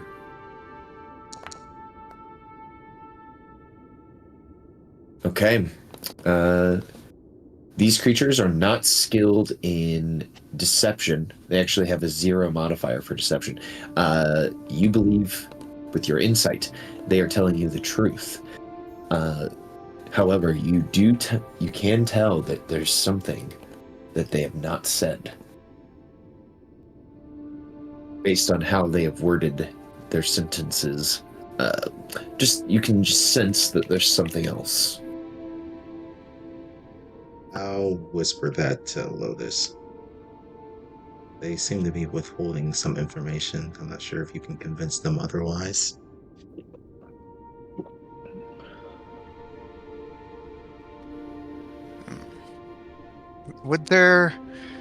Is there anything more that we could offer you, just as thank you for assisting us so far? Your mention of the flowers would be quite nice, for then we could freeze them to have their beauty forever. Good luck. You see my friend here, he's very apprehensive around your kind. We understand. Many fear the power of the Draconic, the children of Tiamat. We She nods. understand his fear. She nods and says, I understand this as well, if not to the same extent, of course. Where I'm from, the Dragonborn are viewed by other humanoids as monstrous. You are different. We have heard tales of like you here in the Dale.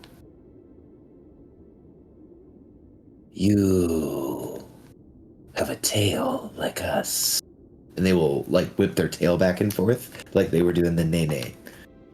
That's exactly where I was going. I whip my tail back and forth. I whip my tail back and forth. She just sort of nods and say, like, yes, this is a common trait of Dragonborn where I'm from. I am not originally from this region.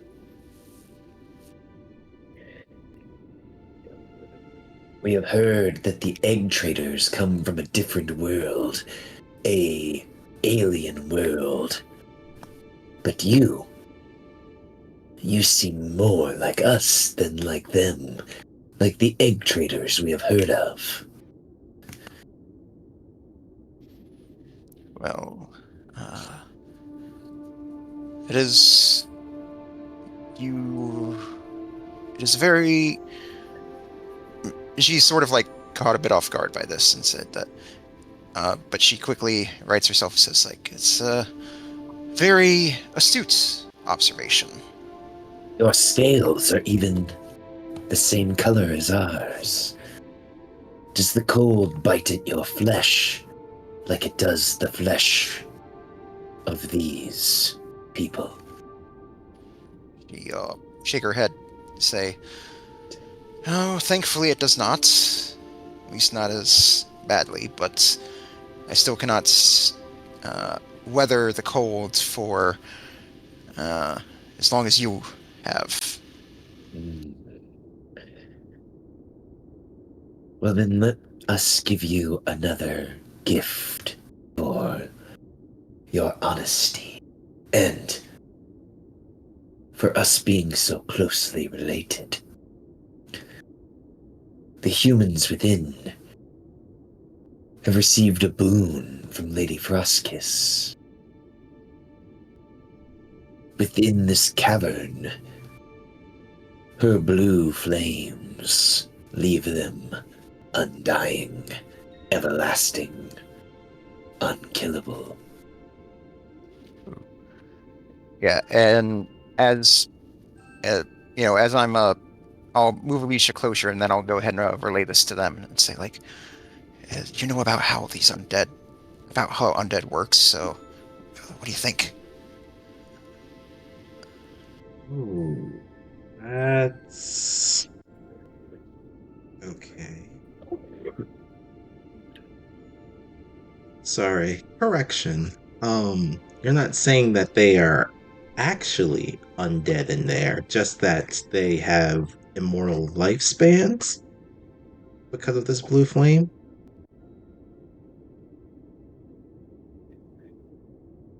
And imagine Lotus translates this. They'll say, "We've watched them cut each other, bite each other, stab each other over and over in the glow of Lady Frostkiss's flame, only to stand up, laughing, screaming for her glory as their blood turns the snow red."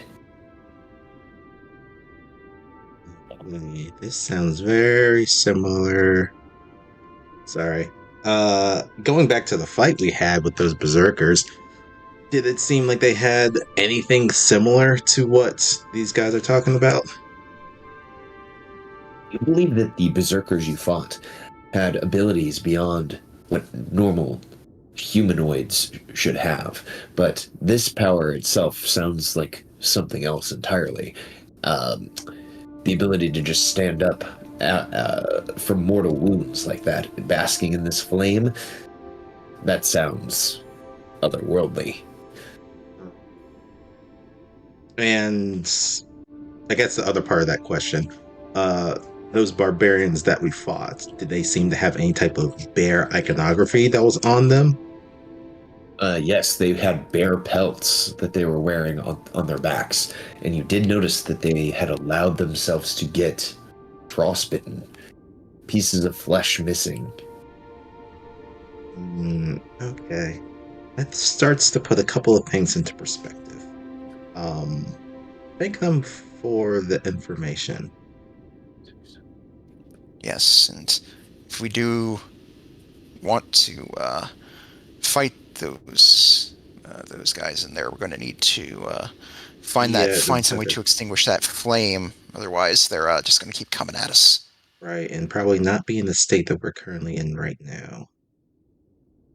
Right, and Also, other question: are these good berries still good? I look into my pack. I see a pair of good berries in my bag. I don't know if they are still valid or.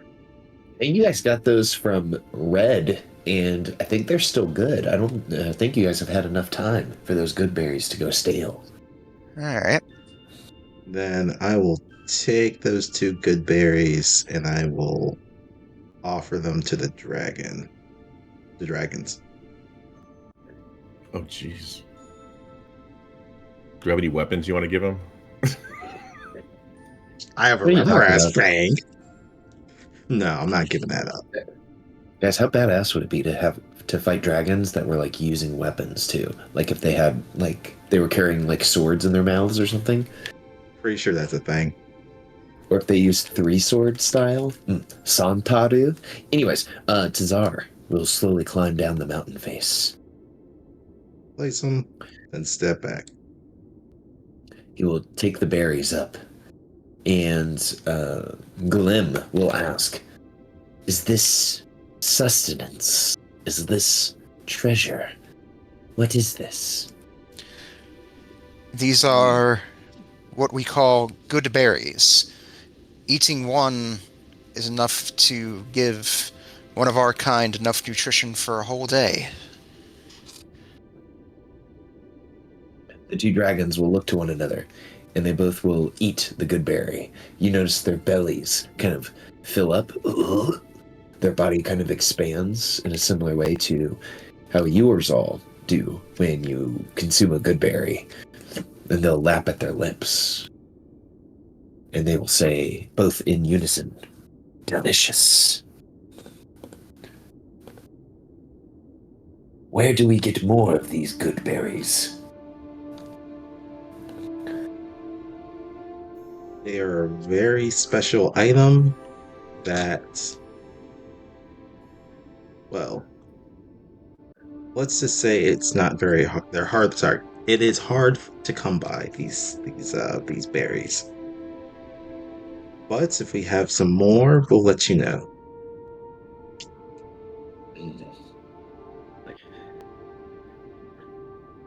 Well, you all have been excellent guests. You may enter the cave. We will not hinder your progress. Whenever you wish, we will remain here. Thank you. I think we need to. How far in does the tribe settle? Would we be able to step in without encountering them, or? Their bedding is all the way at the back of the cave, to the west of their slaughterhouse. Sounds lovely. All right, thank you. I think we need to step inside, out from the cold for a few moments. It was nice speaking to you, Evalice. You are a daughter of Tiamat, we can tell. Well, my Scale Mother, her name is actually Maria, but thank you. And she's hesitant a bit to see her, but the correct pronunciation is Evelise. You know, it's like you have to put emphasis on the first syllable. Iblis. Yes, there Their you go. tongues will whisper as they drag their tongues across their snouts, as dragons don't have lips. Right. Can we leave now? We should probably make a plan before we start moving. Seeing Um, as you, The plan is to head west, right? We yeah, leave we should and we head should west? go to Prince Chandler. I have a suspicion that the barbarians we encountered earlier are from this tribe, so probably don't want to stay here any longer than we have to. The Right. people in this cave want to eat me. I Yeah, would like to leave. You And know, Nakia sort of raises their hand like in a voting gesture. You know, I think Akia's got a good point. You know, there's more of them in here. The dragon said their king is out, but will be returning soon, possibly with more of them. We're going to be very clearly outnumbered. and we're already down on abilities as it is.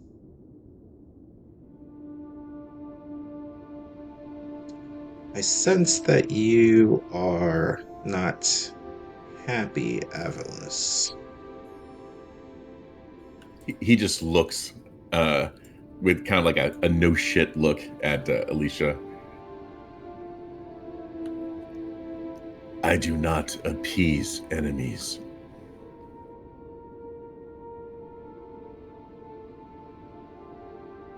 You make a good point.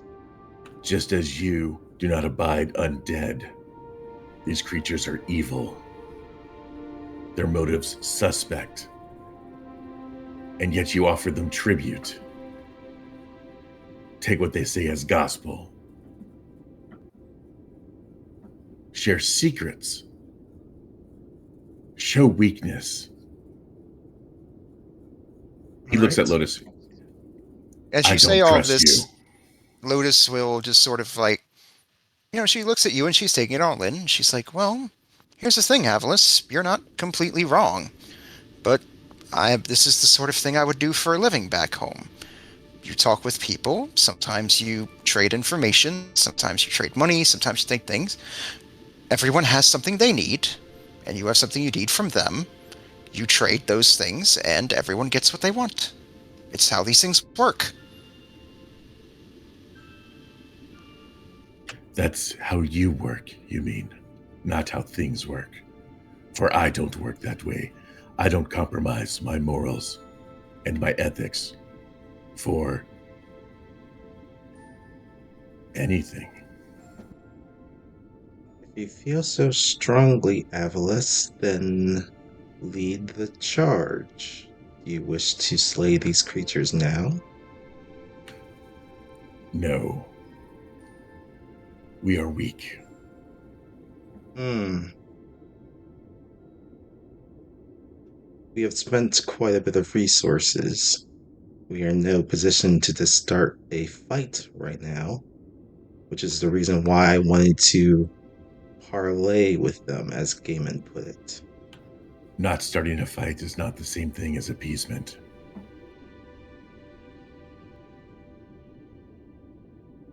Yeah, it's diplomacy, parlay. It's using words and our battle faculties instead of, fist or shield or cudgel.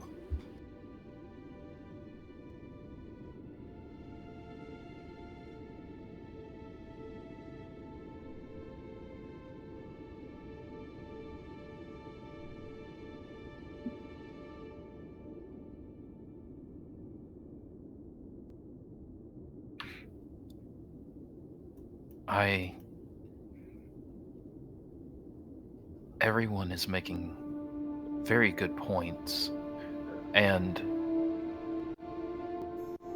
I generally agree with Avalis a little bit more, but that's besides the point.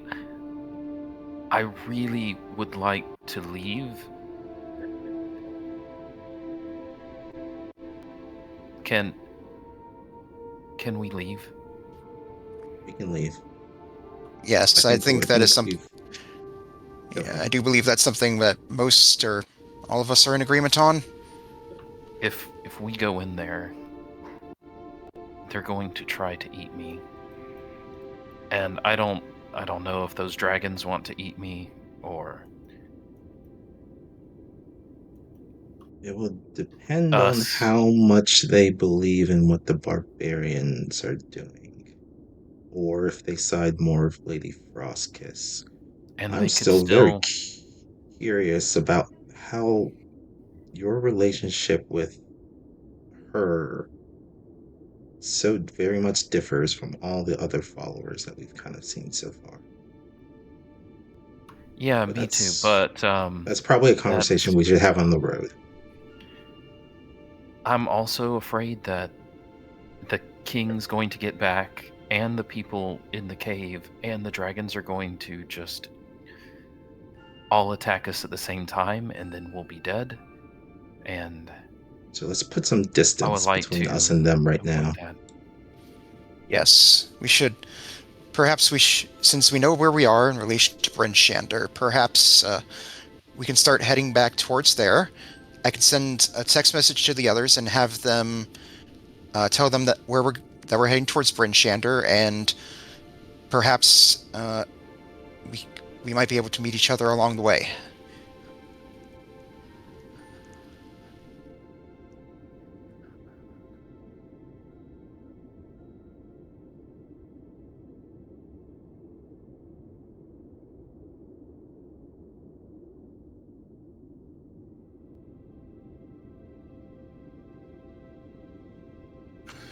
When we get farther enough away from this cave, I can play the ocarina and summon a giant owl. And I can also become an owl or an eagle. That's what allow two of y'all to be carried. And then one of us can Akia's- ride with Kuma and Akia. As Akia rides out of the cave, they are going to try to make themselves as small as possible under their bear cloak to try and cover up their features as much as they can. Give me a performance check. Akia, you might not want to make yourself appear small to a predator.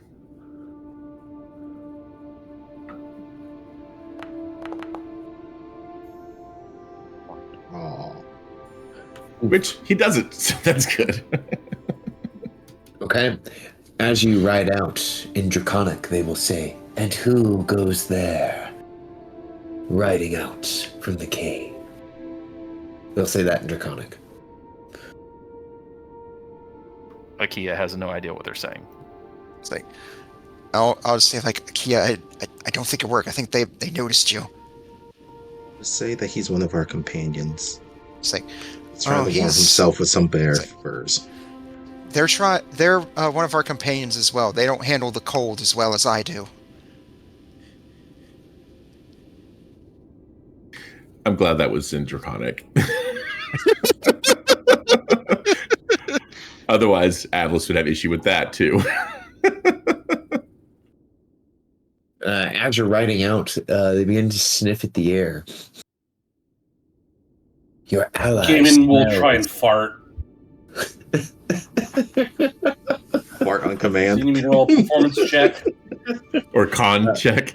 Yeah, give me a performance constitution. I think if you hold down L or Alt, you should be able to change the skill to do a performance where you try to fart on command. If you nat won this, you might accidentally leave a streak in your myself. drawers. Oh, never trust a fart, Gaiman. Let's see this.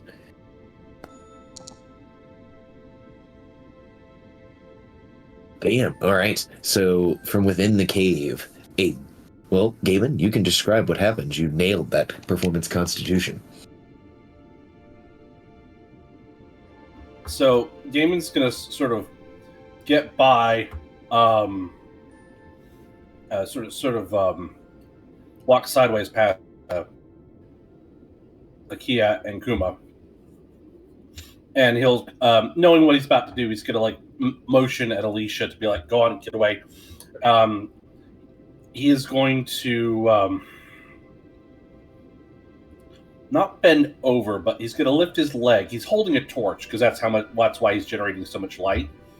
He is going to aim his backside at the dragons, but not up at them, but like off to the side in their general direction. And he's going to let one rip, and you see the flames sort of stutter. And if you're close enough, it smells god awful.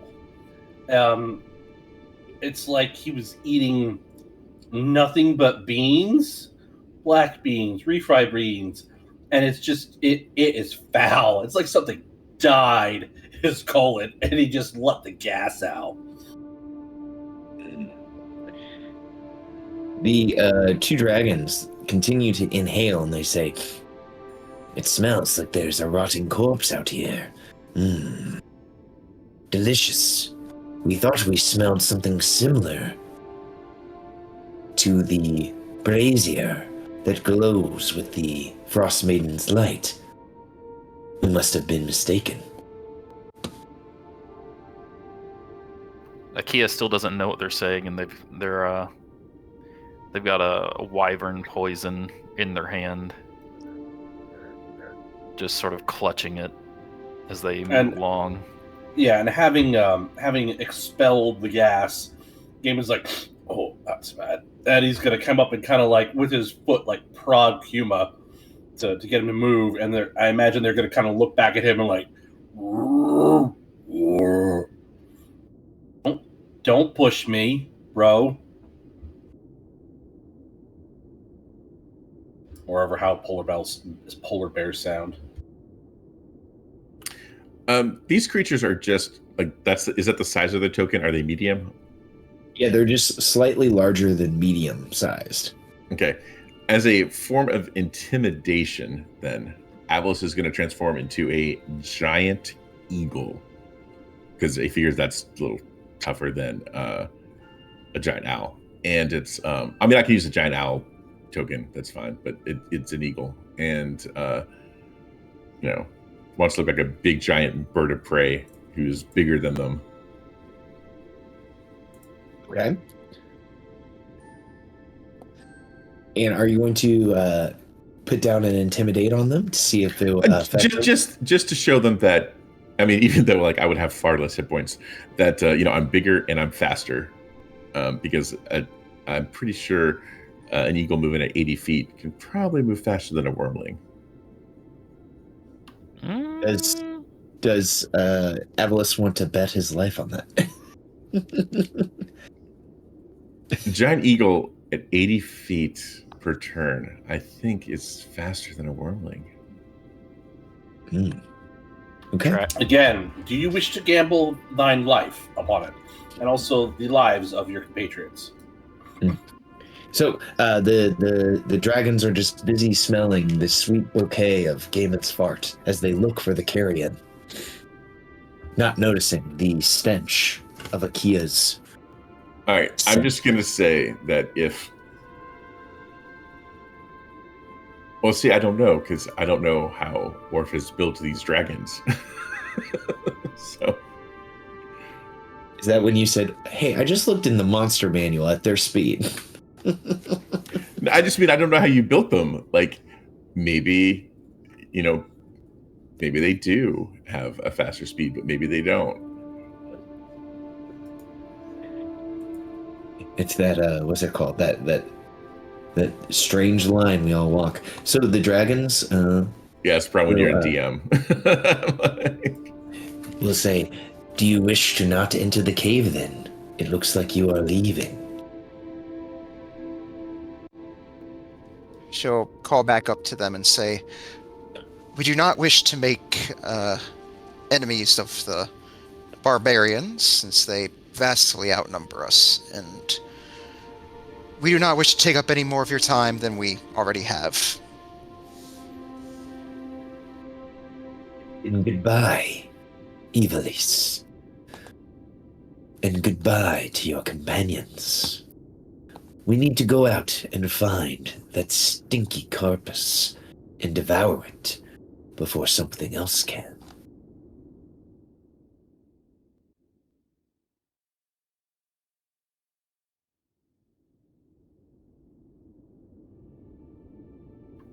Every step that we get further from that cave, I feel more comfortable. That's it. Don't worry, You feel Akia. less I'm not. sticky.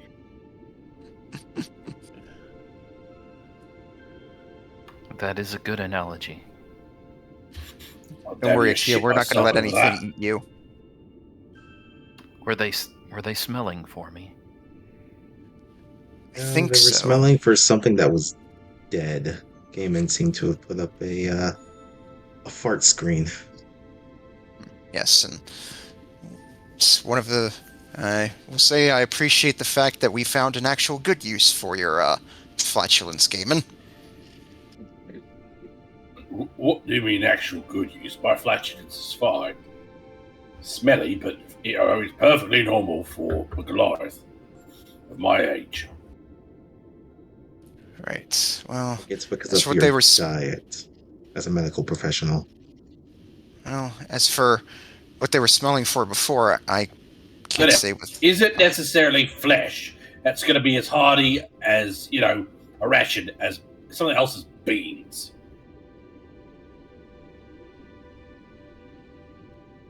Not to mention, they make an excellent improvised weapon. You've got an uncooked bean, you can flick it into somebody's eye, blind them. I'm just saying you could do with a little bit of vegetables in your diet. That's all. Well, it's all a vegetable. I'm sorry. There might have been a way to get us back in that cave or information in there. Well, from what they were saying is the only thing that was in there were probably more of those barbarians and more of their things. And they said there was a slaughterhouse in there, which you just hear visibly shudder as she mentions that. As for what, or gods forbid who they were slaughtering, I think I'm honestly better off not knowing. Akia will try to get Avalis's attention. Oh, he's had enough of today. He's circling way overhead. Like you would have to shoot a warning flare or something. I hope that Avalis is on the lookout for the patrols. Does Avalis see any? I assume the eagle has keen sight as well as that, just like the owl does. Does Avalis see any berserkers come up the trail? Let's see. Let me look at the giant eagle stat line here. Yeah, I can roll a d20. You just tell me what to add. Yeah, they have advantage on wisdom perception checks that rely on sight. Damn, giant eagles only have 26 hit points. Which it's currently dark outside. Yes. Do giant eagles have dark vision? Uh-oh. When you chose giant eagle, I was like, oh. Nope, they do not. Well, Do you want to? he did not choose it. No. He chose that for intimidation. He's night running. Yeah, because an eagle is still going to be more intimidating than a giant owl. Who? Yes. So, unfortunately enough, So it would just balance out to be a straight roll, which is fine. No, because the eagle doesn't have dark vision. You couldn't see if they were approaching in the darkness. So you're telling me berserkers who also don't have dark vision wouldn't have a torch? Those guys didn't have torches that you fought. Well, weren't they also undead? They probably also have dark vision. See, those guys weren't undead. Oh. Well, they weren't very talkative. They were plenty talkative. Eat the frost with your child. Yeah. They were just talking about how much they wanted to eat Akia. It was just they a were very like, specific hey. topic that they were talking about. Yeah, they were talking. Well, what I mean is they didn't talk well like a normal person. They Right, talked right. like, want brains type of talk. Oh no. Okay. Let's see here. And then we need to put a lotus. And I will take you guys to this screen here as you guys are walking. All right, so I would say once we're clear of the cave and the dragons there, I would shoot another text message to Oh, Watto. that's the wrong Avalus. Oh, you're right. We have we have a lot of Avaluses. You can delete the old one. And there's multiple lotuses on the screen. I can't even see myself. What the hell? Because you're not on there. Oh. There we go. Now we got All right, there we everybody. go. All right, so after we are clear of the cave and the dragons, I would have Flavy send another text message to Watto, say, making our way towards Bryn Shander. Head that way. Let's try to meet up. And of course, Avalus is in giant eagle form. Now, a question for the characters. Are you all going to try to perform this walkabout? Are you going to try to be stealthy, knowing that this Berserker King potentially is on the way back? As best as we can. What's the snowfall like right now? Would it be enough to cover our tracks, or will we have to make an effort to do so?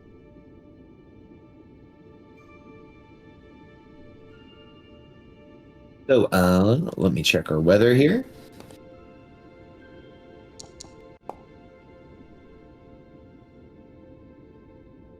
Okay, so you are going to have enough snowfall here that you won't have to worry about covering your tracks. Okay. And yeah, I guess trying to be as quiet as we can. Well, I think I have disadvantage on that. Trying to be careful as we are making our way away from this location is what I'm suggesting.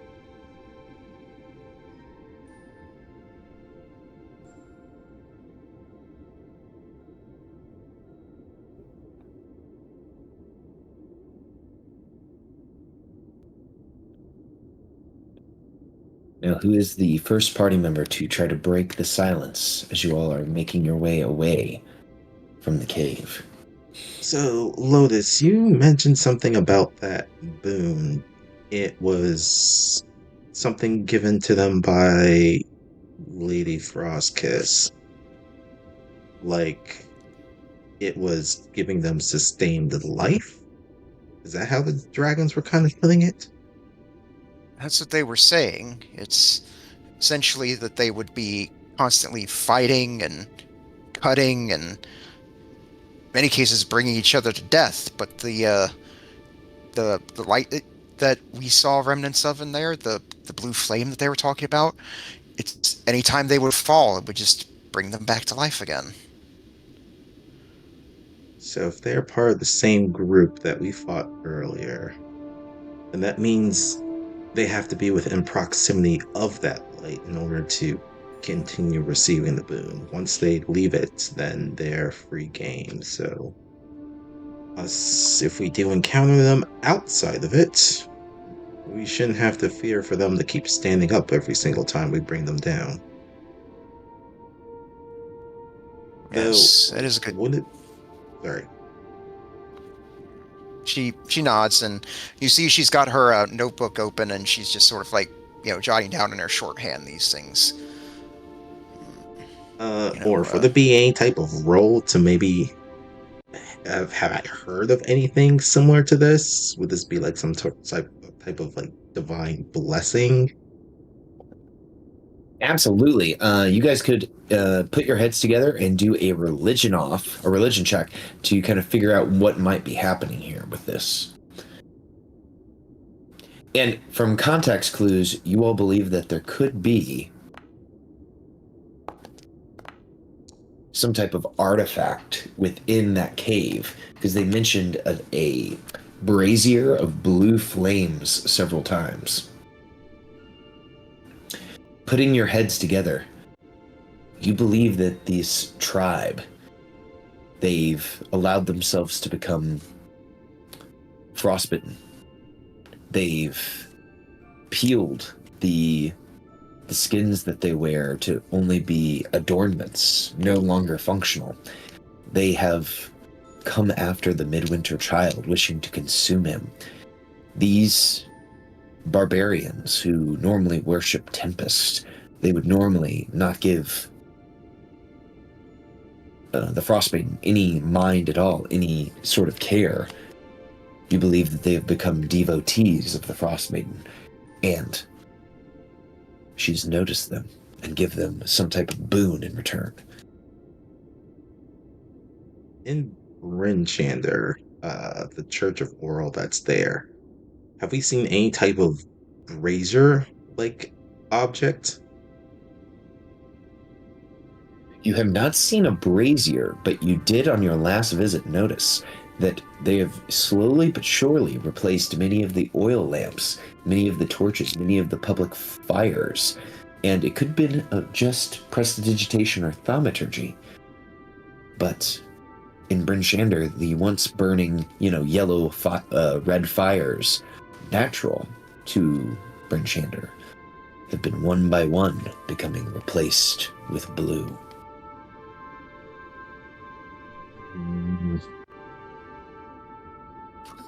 Well, that's going to make dealing with the church a lot more difficult if what they're doing is anything similar to whatever that brazier is. Yes, and not to mention the statue, the whole reason we came out here in the first place. Mm-hmm. We still need to find some way to deactivate that, otherwise if we go after it, and then she just sort of makes a explosion motion with her hands. Right. Nuclear explosion, I think is what you said. She was solemnly nod at that. And supposedly, the answer's on me somewhere. Still can't make heads or tails of all this.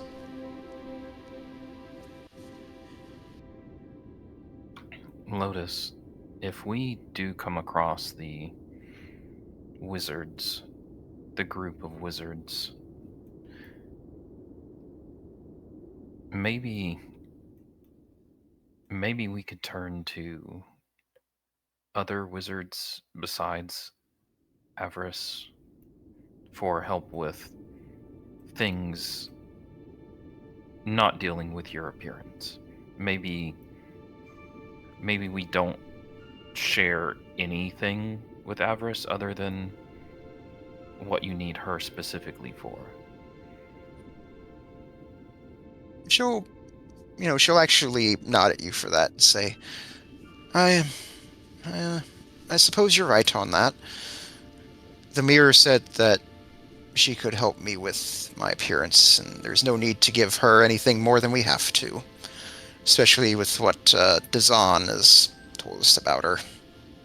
Yes, I believe that possibly any other wizard might be more helpful for other things.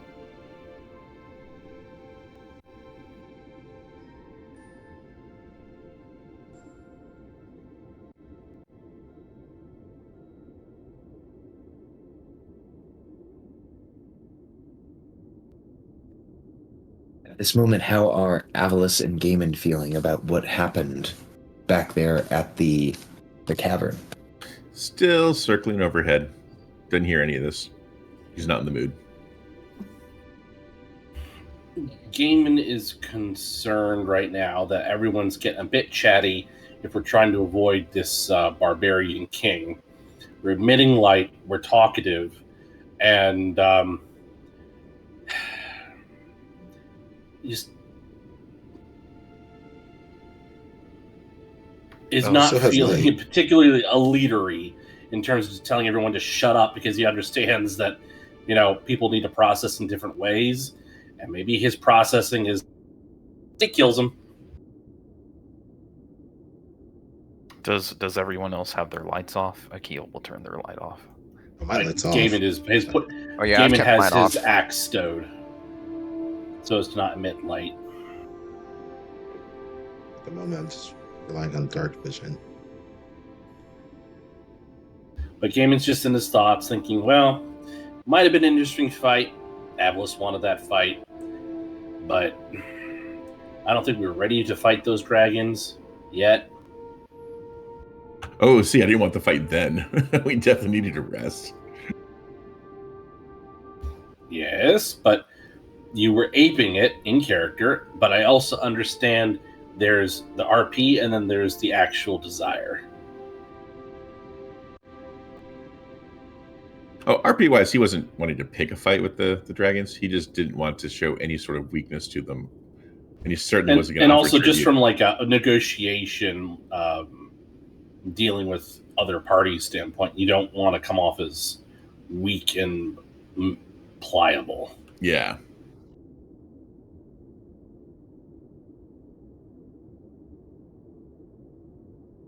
I would say, very like here, Rose would keep to like a sort of whispering tone, but she'll say like, Alicia, something that Avlis had said got me thinking, and I want you to be honest. Do you think I'm a monster? Raises an eyebrow to that question. You're gonna have to explain yourself more.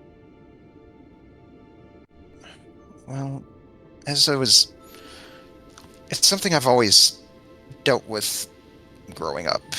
Like, I'm not sure how common they are here, but where I'm from, Dragonborn aren't too fairly common, and in my case, whatever school I was in, I was always not only the only one in my class, but the whole school, and it's usually bullied quite relentlessly for that, called all sorts of horrible names, and call me monster, freak, and my good friend Diamante, she was a human. She's the only friend I ever really had, and she just sort of like stops herself because it's bringing up some bad memories for her. I know coming to this world, Faerun is probably not preferable to what you would have liked, but I hope you do realize this world is full of many different creatures, many different races: humans, elves, dwarves, halflings, gnomes, dragonborn included, though they are a little bit more rare, half-orcs, kobolds, warforged, points over to Akia, though I've maybe only seen one other in my lifetime, to be honest. There are a multitude of different races that live here. So, not to say that you're not special, but I wouldn't say you should consider yourself as a monster. And even though you know who my father is? Oh, tieflings. That was another one that I forgot to mention.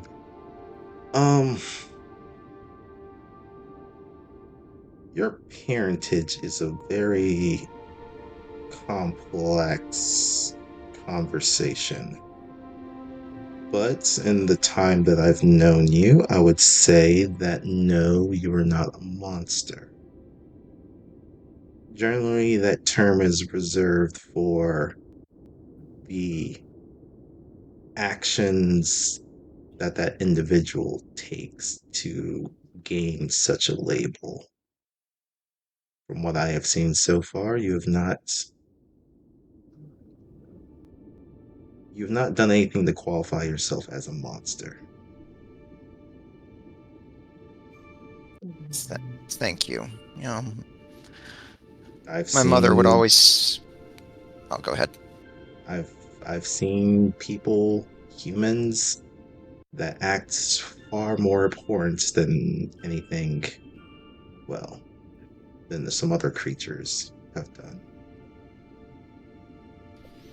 Well, say my mother has always told me if I ever was feeling down after something like that, she'd always tell me that such insults are just the simple thoughts of simple people, and they're not to be given any credence whatsoever.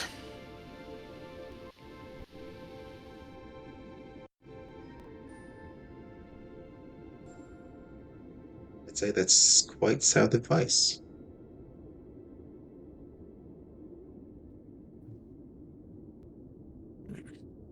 Though I do admit, and she rubs her chin, you see her grin a little bit, if I were a wrestler, Devil Princess would be a pretty badass ring name.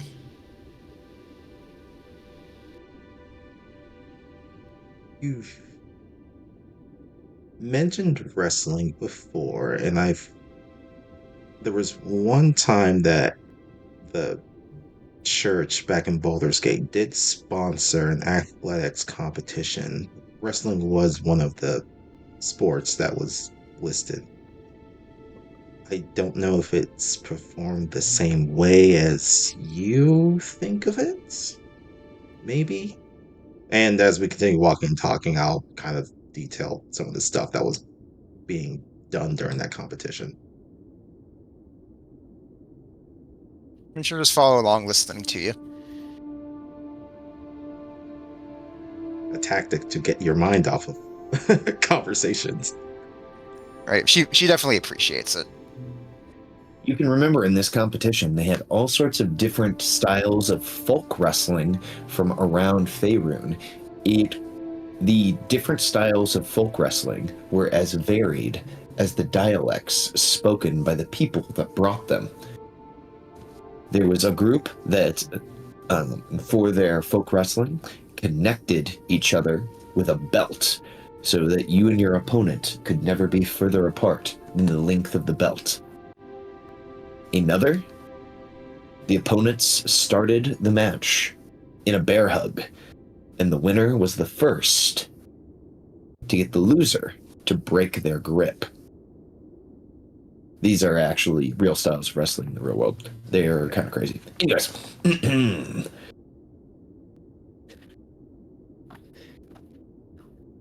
You all notice something in your far-off vision in the horizon.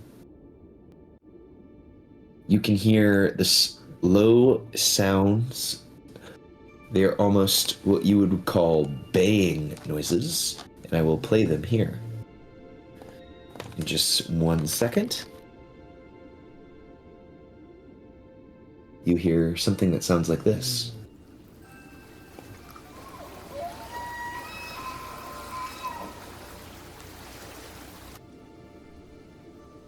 Did you all hear that? Yeah. Yes.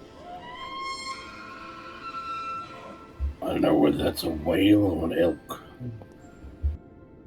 I believe that is a mammal. A four-legged animal.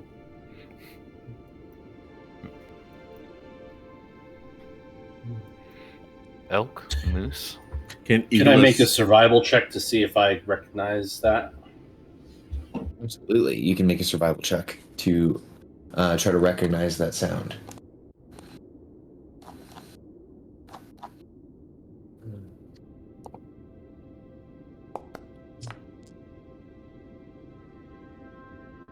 All right, Gaiman, you know without a shadow of a doubt that is the sound of an Icewind Dale reindeer.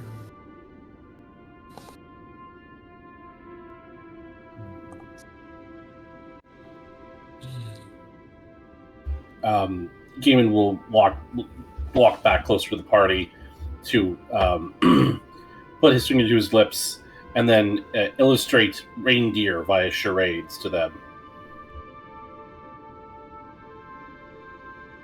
He might be playing charades today. I think that's elk that he's making. I'm just kidding. I said, I think so. Akio will gesture back. You've been studying your Chewinga. And Gaiman gives you this look like, huh? Shakes his head and then goes back to hustling through the snow. Eamon, your vision is quite sharp from your time spent in the mountains looking for these animals. And you will notice on the horizon one in particular standing and staring down at you.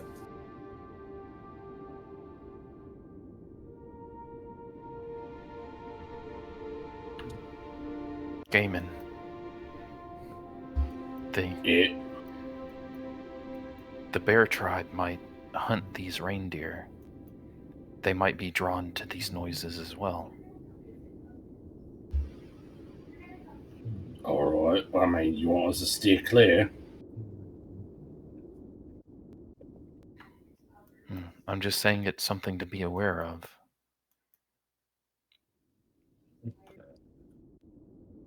If they still eat, it's possible that this is what the king was looking for.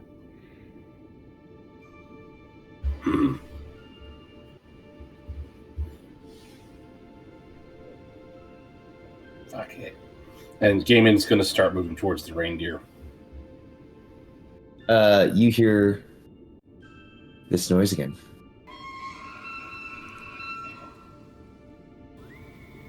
Gaiman is going to fish out some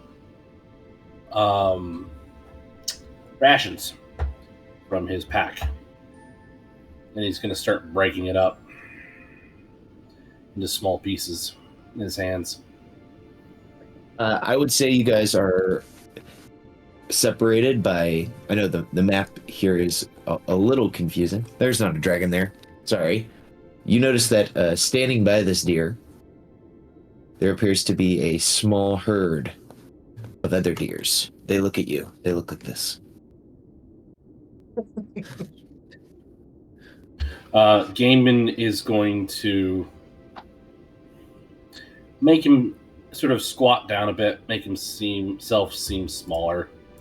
And he is going to start salting the earth with rations, with bits of, survival loaf. Granola.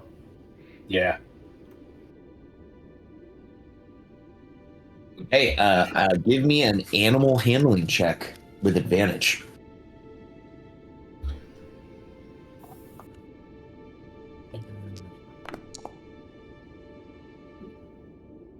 Ooh. The deer looks to you, and as it steps out, you notice that its antlers are actually glowing in the darkness.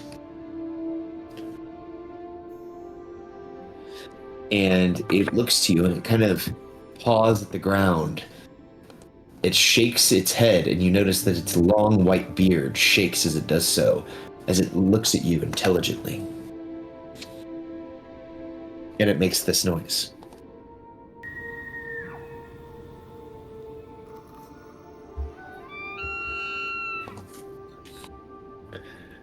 Seeing the intelligence there, Gaiman's gonna kind of again finish salting the ground with the rations that he crumbled up. Let's say I use 2 rations to do that, just for bookkeeping's sake. And he's going to sit down. Oh, what's up? Oh, I didn't want to interrupt. All right. He's going to sit down on the ground, and he gets a little closer, sits down, and he says, "Mighty reindeer, I would not presume to tame you, but if you could aid me and my friends, help us travel swiftly, it will be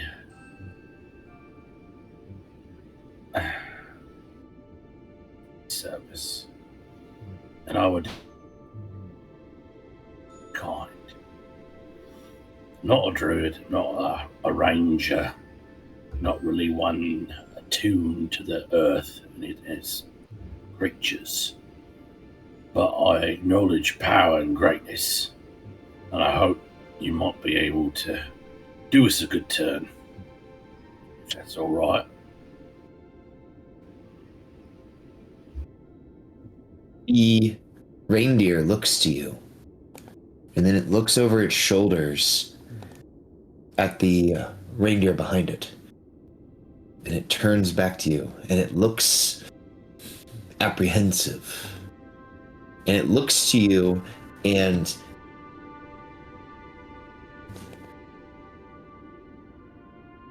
Eamon, you think that the reindeer is almost, it's like almost trying to ascertain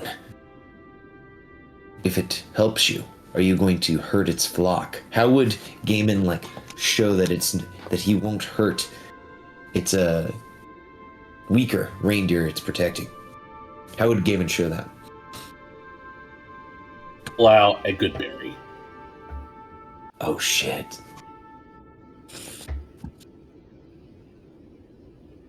Do you present And it he will as... say, Go ahead. he will put it in the flat of his hand, and he'll hold it out, and he will say, if you would like it, this is yours. It's a good berry. Or one of your other herd members could have it. I'm trying to earn your trust, but I also understand that, creatures like us aren't nearly trustworthy. It's creatures like yourselves. I'm just in a bit of a spot and ask for help. I also understand if that's just not in the cards today. The deer turns back to its tribe, and then it looks over to you, and it begins to walk forward. And as it does so, can you all see that it's shedding off light? Yep. Yeah, its antlers are glowing. And it's like a brilliant kind of white-blue light. And it walks over to you, and it goes to take the good berry with its mouth from you. Hey, Orf, can I look around to make sure there's nothing hunting these things right this second? Yeah, you could try to make a perception check here to see if you notice anything. Yeah, I'd like to make one as well. Absolutely. I'm also trying to remember. The elk that we fought long ago, it didn't have glowing horns or anything, did it? No, it did not. I don't remember. Okay. I just wanted It to be talked, sure. though. Oh yeah, it definitely talked. It was an evil elk. Yep. Yeah, you see Akia's just looking around panickedly, like there's something gonna eat me, or it's gonna eat y'all. It's gonna eat She will one of just us. walk up and just place a hand on your shoulder. The Akia jumps a little bit. Oh, I'm startled. I'm so startled. Oh, you poor thing. I've never been part of a Foon chain before. Let's try to keep it that way.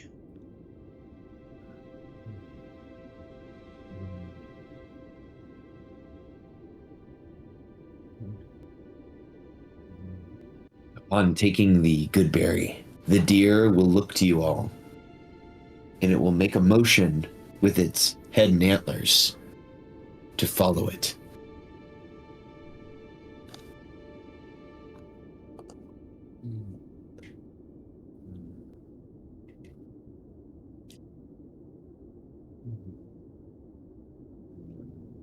I guess if Gaiman follows it, I'll follow Gaiman.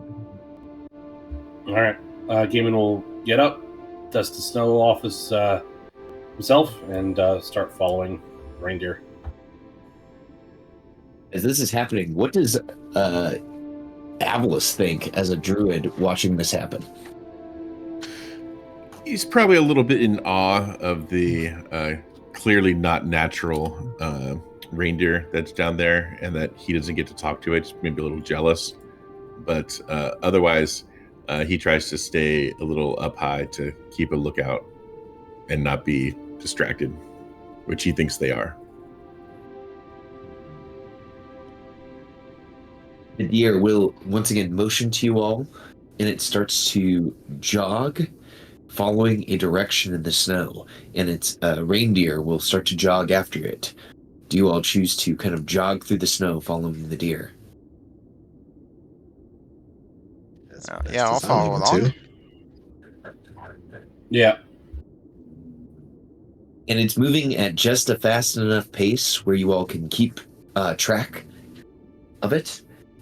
Not so fast that it's leaving you all in the dust. Of course, Akia riding Kuma can keep up with no issue, and Avalis, being a bird, would not have any troubles. It leads you all to a small outpatch of trees where it slows the jog of it and the reindeer down. And it looks to you, and it almost like lowers its head and begins to crouch through some underbrush and then stop its movement.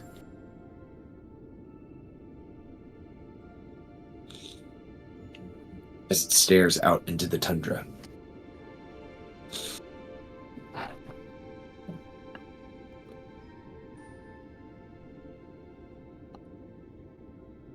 Yeah, is there something out there?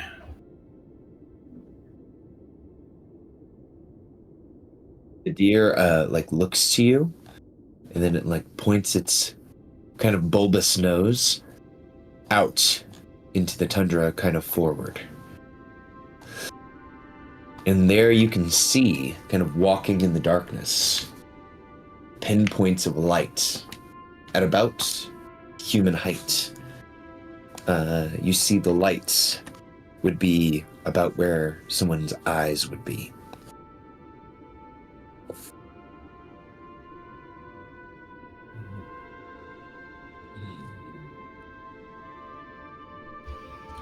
So, does it look like it's like someone moving out in the darkness, light reflecting off their eyes, or does it look like their eyes are emitting light? It looks like when you stare at an animal in the nighttime, and you can see, trace amounts of light reflect off their eyes, as if showing that they can see in the dark. So it's almost that type of reflection off of these eyes in the darkness. Okay. All right. I don't think I was Game's there for gonna- that session. The bright light zombie things. This isn't similar to those, right?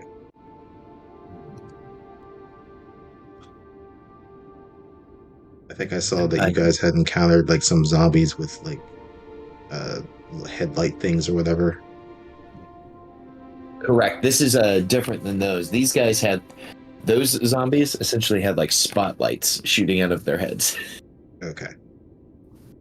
Would this be more similar to the berserkers we fought?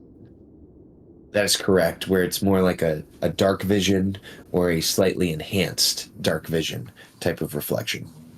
Okay. Sorry, I interrupted. Go ahead.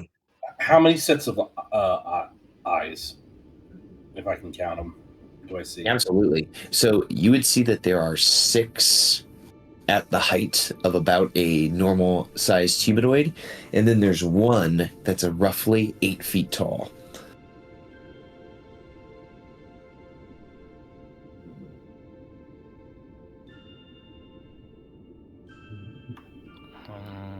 I think it's a patrol. It is, and it's the king. And Gaiman's looking at the reindeers like, is this a quid pro quo, or are you leading us into a trap, mate? Maybe it's just trying to warn us. It looks to you, and it almost, if a deer could hold its hoof to its lips to go almost like, Right. it's giving you a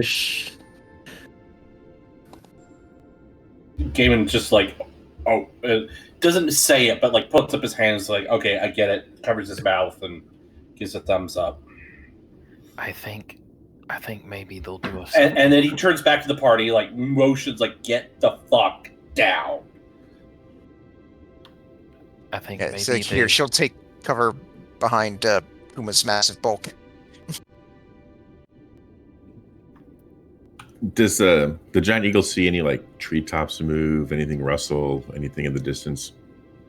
This line of about 7 people walking in a straight line, and you can tell the direction they're heading in is they're heading back towards that bear cave. You're saying something, Akia? I was saying these barbarians probably hunt these guys. And Gaiman's asking for a favor. I think this is what they're asking for in return. For us to take them out? I think so. Hmm. I think this is what hunts them.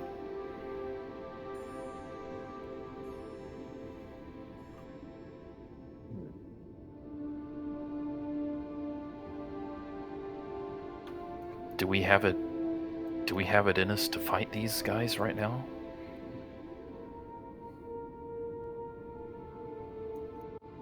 If I was to estimate, I still have enough energy for at least a spell from each circle of magic. But that would be about it for me.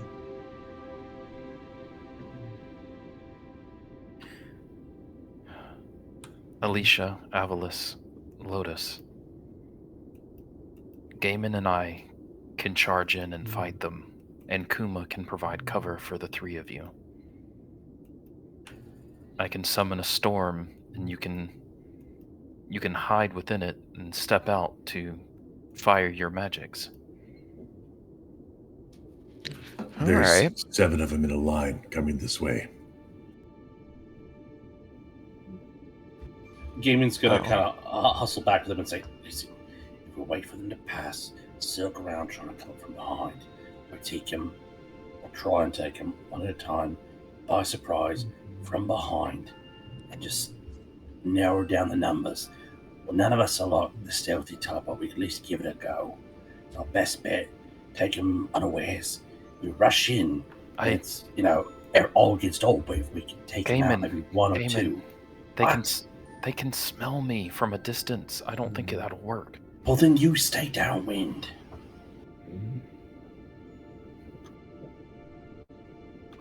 I'll just do it myself. Orf, are we upwind, downwind, sidewind? Make a survival check. Upside down wound. Your dice looks all ghosty, everybody. At the moment, there is a very kind of strong wind blowing east and west.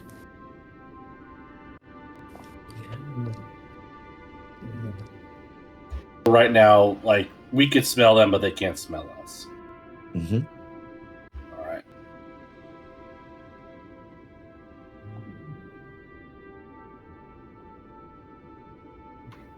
We'll say as we realized earlier, they're away from the blue flame. If we were to take them out here, that would be it. They would not be able to chase after Akia. And I think Though- Gaiman's got a good point. If we can get surprise on them, we can thin out the numbers, and that would certainly make it easier on us. Though this would be a very poignant message. Akia, are you ready for this? The dragons they want told to us. eat me. True. I But think they I get did- what you're saying, but no. They want to eat me. I'm not confused about this. Okay, I want to be sure. If any of you are making any movements like you want to leave the bush, the reindeer with the glowing antlers actually grabs a hold of your clothing with its mouth, so as you can't, almost like trying to prevent you from leaving. Well, I mean, we're not trying to leave right now. I mean, Gaiman would want to wait for them to pass before he'd go and do anything, unless they have passed us. Well, actually, I I'd like to could. roll an insight check on the deer. Does it want us to go after these guys? That was I could stay with. Alice, please That's- continue your thought. I could stay with the reindeer and hide them. In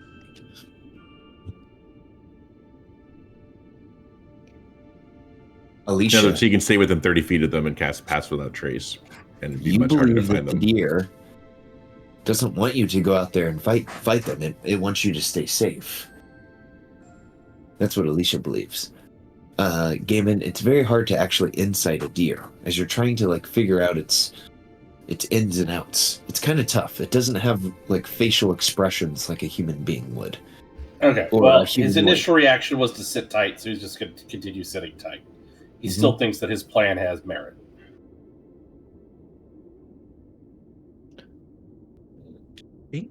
This one actually doesn't want us to fight them. I think it wanted to point these guys out so that we would be able to avoid them. Like, say, if we had continued on the path that we're on, we probably would have collided with them.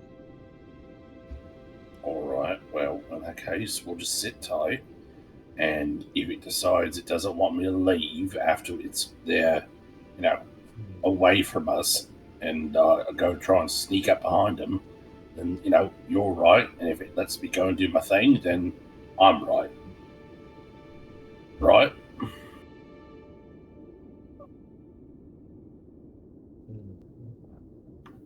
Right. Right, so we'll just wait and let these buggers pass.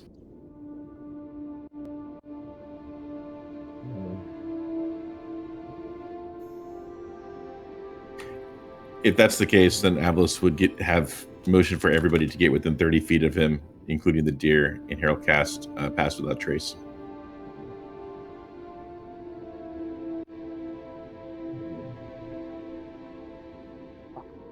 The deer would do so. I can't seem to move my token, but I would attempt to get within 30 feet of everybody.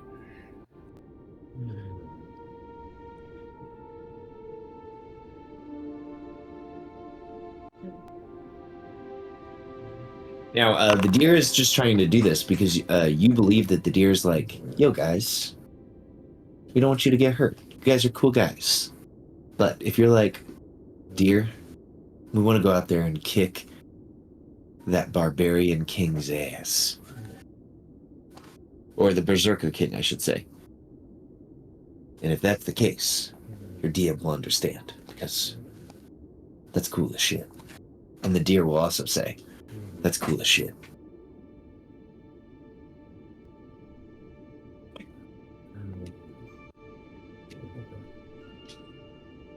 So you guys kind of are at a crossroads here. Do you sneak away, knowing that you will get away with probably absolute certainty with Pass Without a Trace? Or do you go after the Barbarian King? Berserker King, excuse me.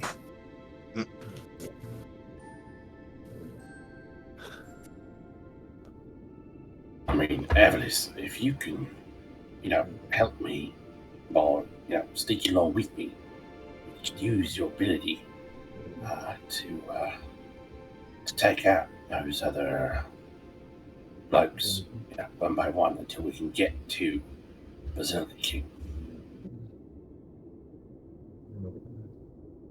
I mean, I can certainly help make you hidden, or harder to detect at least, but even then, my magic is greatly weakened at the right now.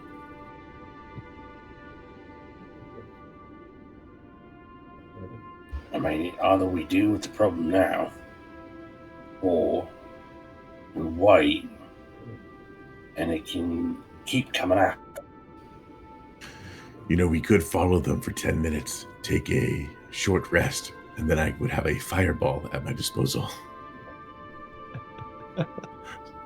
Just saying, I get a fireball back on a short rest, so, A short rest is an hour, dear. The deer looks up. Yes. Oh, no, that's Avernus. I That hate was you, a Orf. deer. Oh, I currently have enough to be able to drop a wall of fire and a fireball on top of them. I mean, could you take Lotus or Alicia into the air and they bomb them? I cannot. I have no wild shapes left.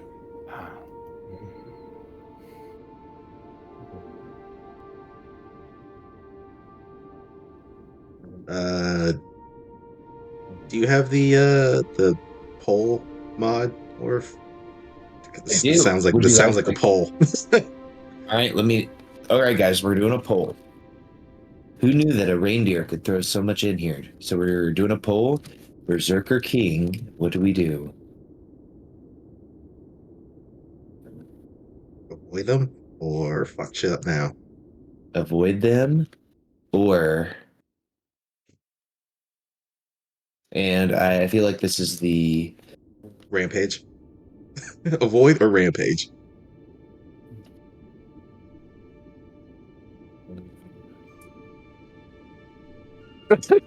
Jack Diesel.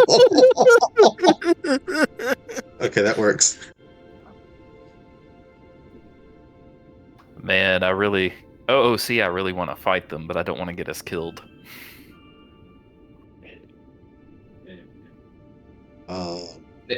Now, Resources. Oh, go ahead. OOC. When Gaiman has heard that there is now a Berserker King out there, what emotion does that pull in Gaiman? Does that make him want to go after them or not?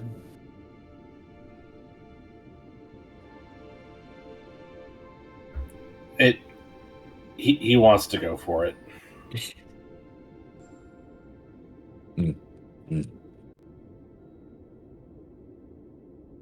All right, so if we're looking at resources, I have one spell slot of second, third, and fourth levels, and then 2 of first levels.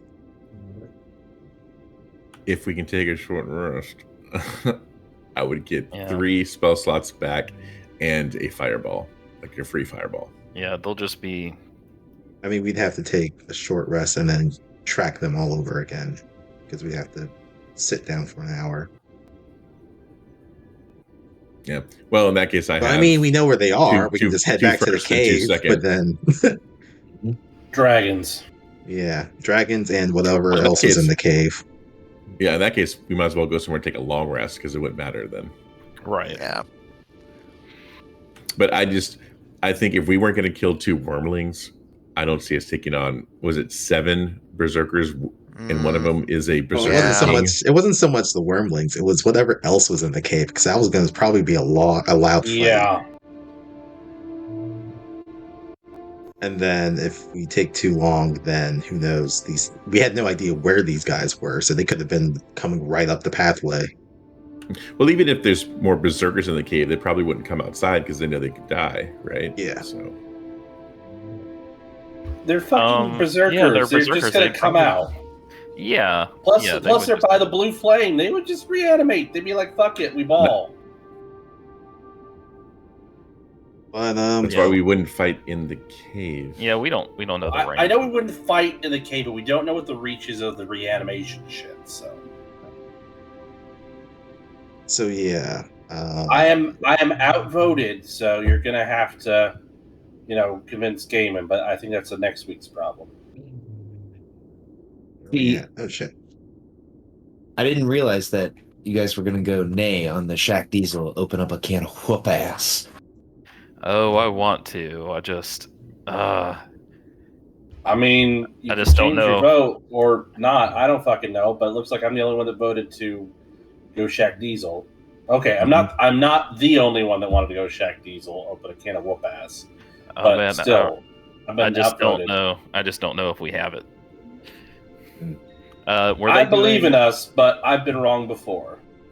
Would it change your mind if I showed you all what the Berserker King looked like? I mean, it won't change my mind. My mind's made up, but My mind's, but it's also been made up for me by the others, so it doesn't matter to me. All right. Weirdeer, the leader of the reindeer tribe. My Foundry's frozen. I was going to have him cast a minor illusion to show you guys what the barbarian king looked like.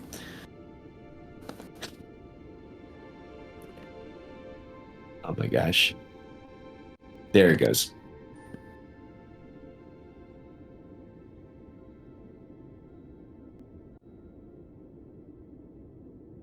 Yeah, maybe like speaking of which, maybe a greater illusion of like a red dragon above them would be, something that could, some sort of distraction in a fight, or I don't know, is it some way we could lead them into a trap or something?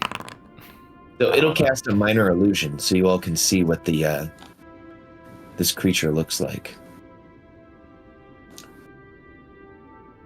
I'm trying to post the image into chat right now. We'll see if it works. Maybe there's a cliff nearby and we can just drop a bunch of rocks on them. I don't know. Just something. Sure. Oh, there it goes. So the close-up that the Weirdeer will show you that the glowing eyes makes the Berserker King resemble this. He's handsome.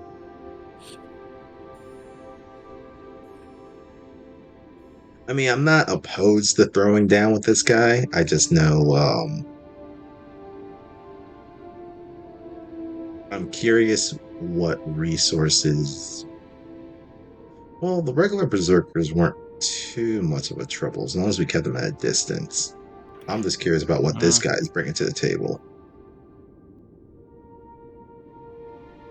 And if I remember that fight correctly, they were almost uncharacteristically just rolling above 18 over and over and over and over again on all of their attack rolls.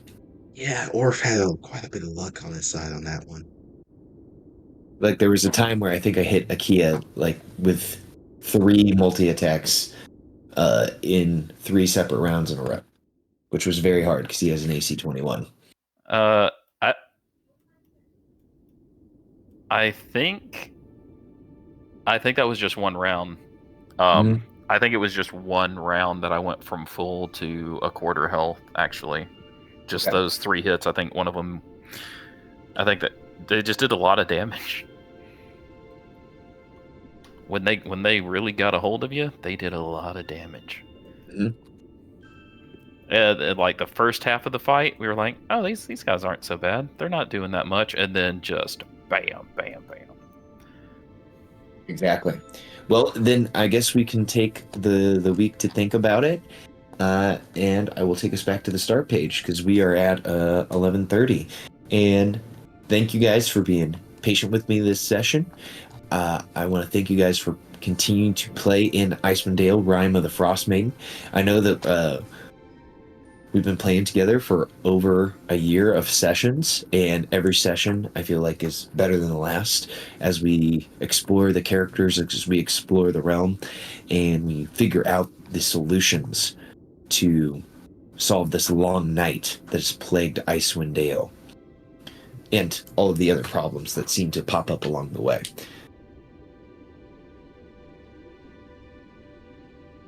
And I want to let you guys know I have the full commitment to see it through, and I'm so excited to see where you guys go next and how you're going to walk 40 miles in the snow to get back to Brinchander.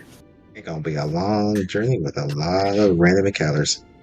Or are you guys going to try to convince the reindeer to let you ride on their back? I was thinking about that. Now listen, reindeer, I know this is demeaning, but let us ride on your back, please.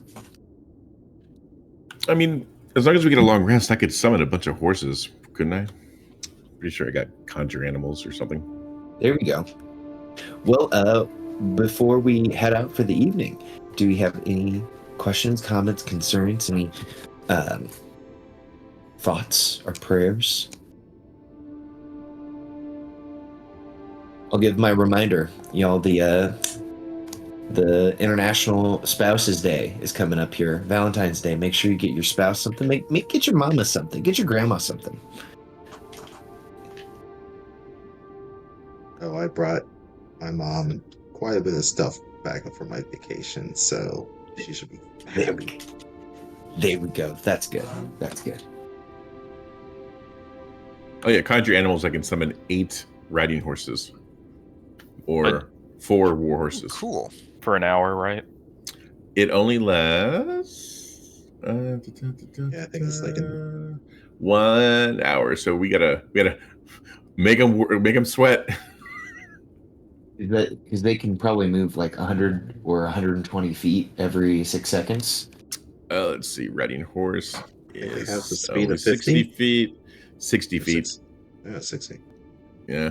Otherwise, I can summon 2 giant eagles. So that's not bad.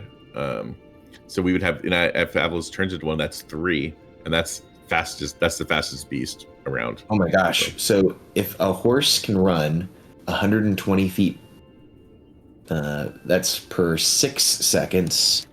Divide that by 6. That's what, 20 feet per second? Then they're running. Oh, that's about actually what a horse could do. Probably for an hour. 14 miles an hour. Seems about right. I don't know horsemen. So we'd be able to get back to town within half a day at least. Absolutely.